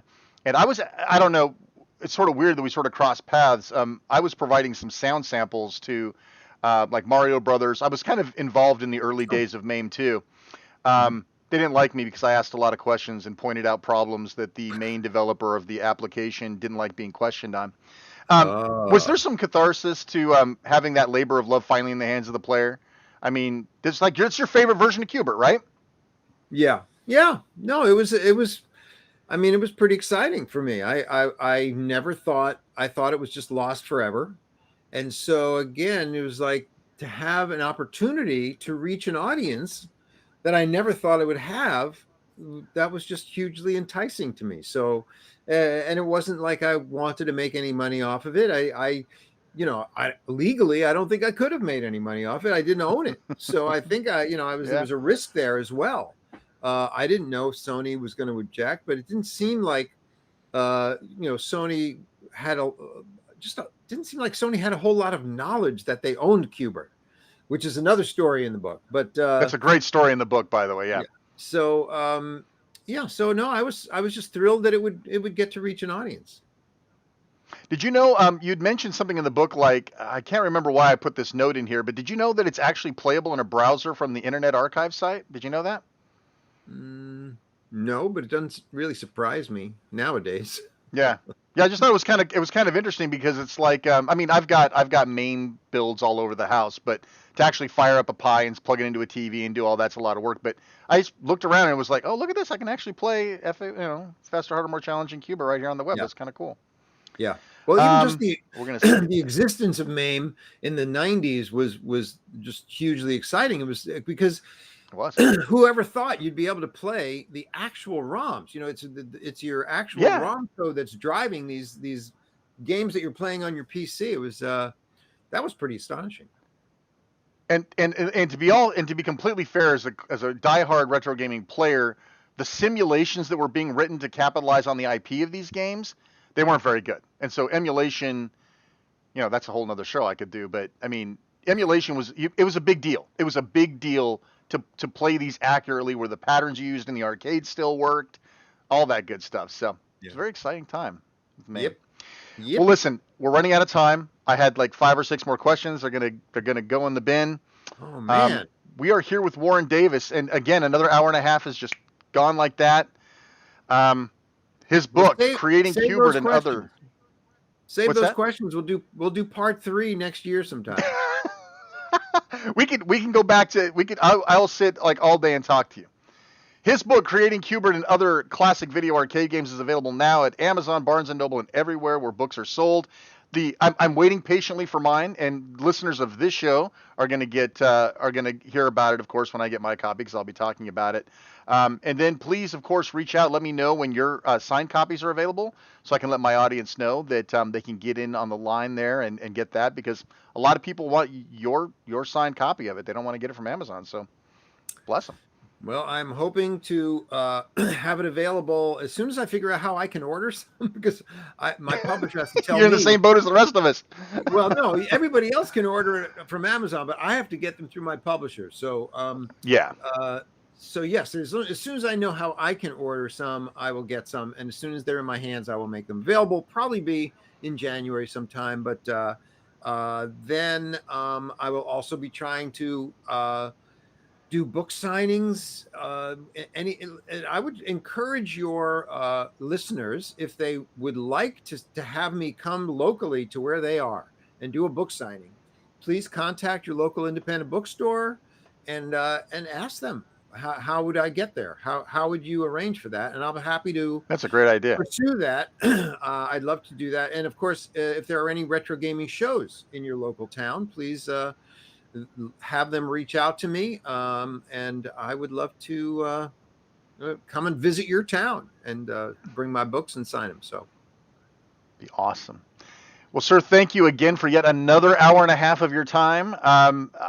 It's an incredible book. I loved it. It blows my mind to think that by the time I got done with the book, it was sort of like only like 10 to 12 years. I felt like I was reading the entire life and times of Warren Davis, and then I started thinking that was like 12 years or something. Yeah. What a career! It's amazing. It's amazing. Thanks. Thank you for being interested. That's, like I said, the only reason I wrote the book was it just seemed like people were interested, and it seemed like these were stories that people enjoyed hearing. So I hope it is entertaining and people enjoy it, and I'm always happy to tell the stories, but now they're in a book, so I don't have to. You don't have to keep telling the stories. Buy the book. Here's the book. Well, thank you very much, sir. I'll be looking for the stories that I've left out of the book. I'm sure there are some. I'm sure there are many.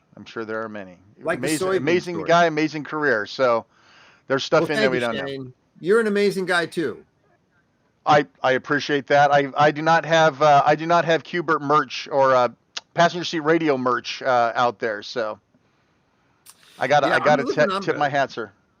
I'm not a merch guy or a marketing guy, so yeah. Not that you got to see any money from any of that anyway.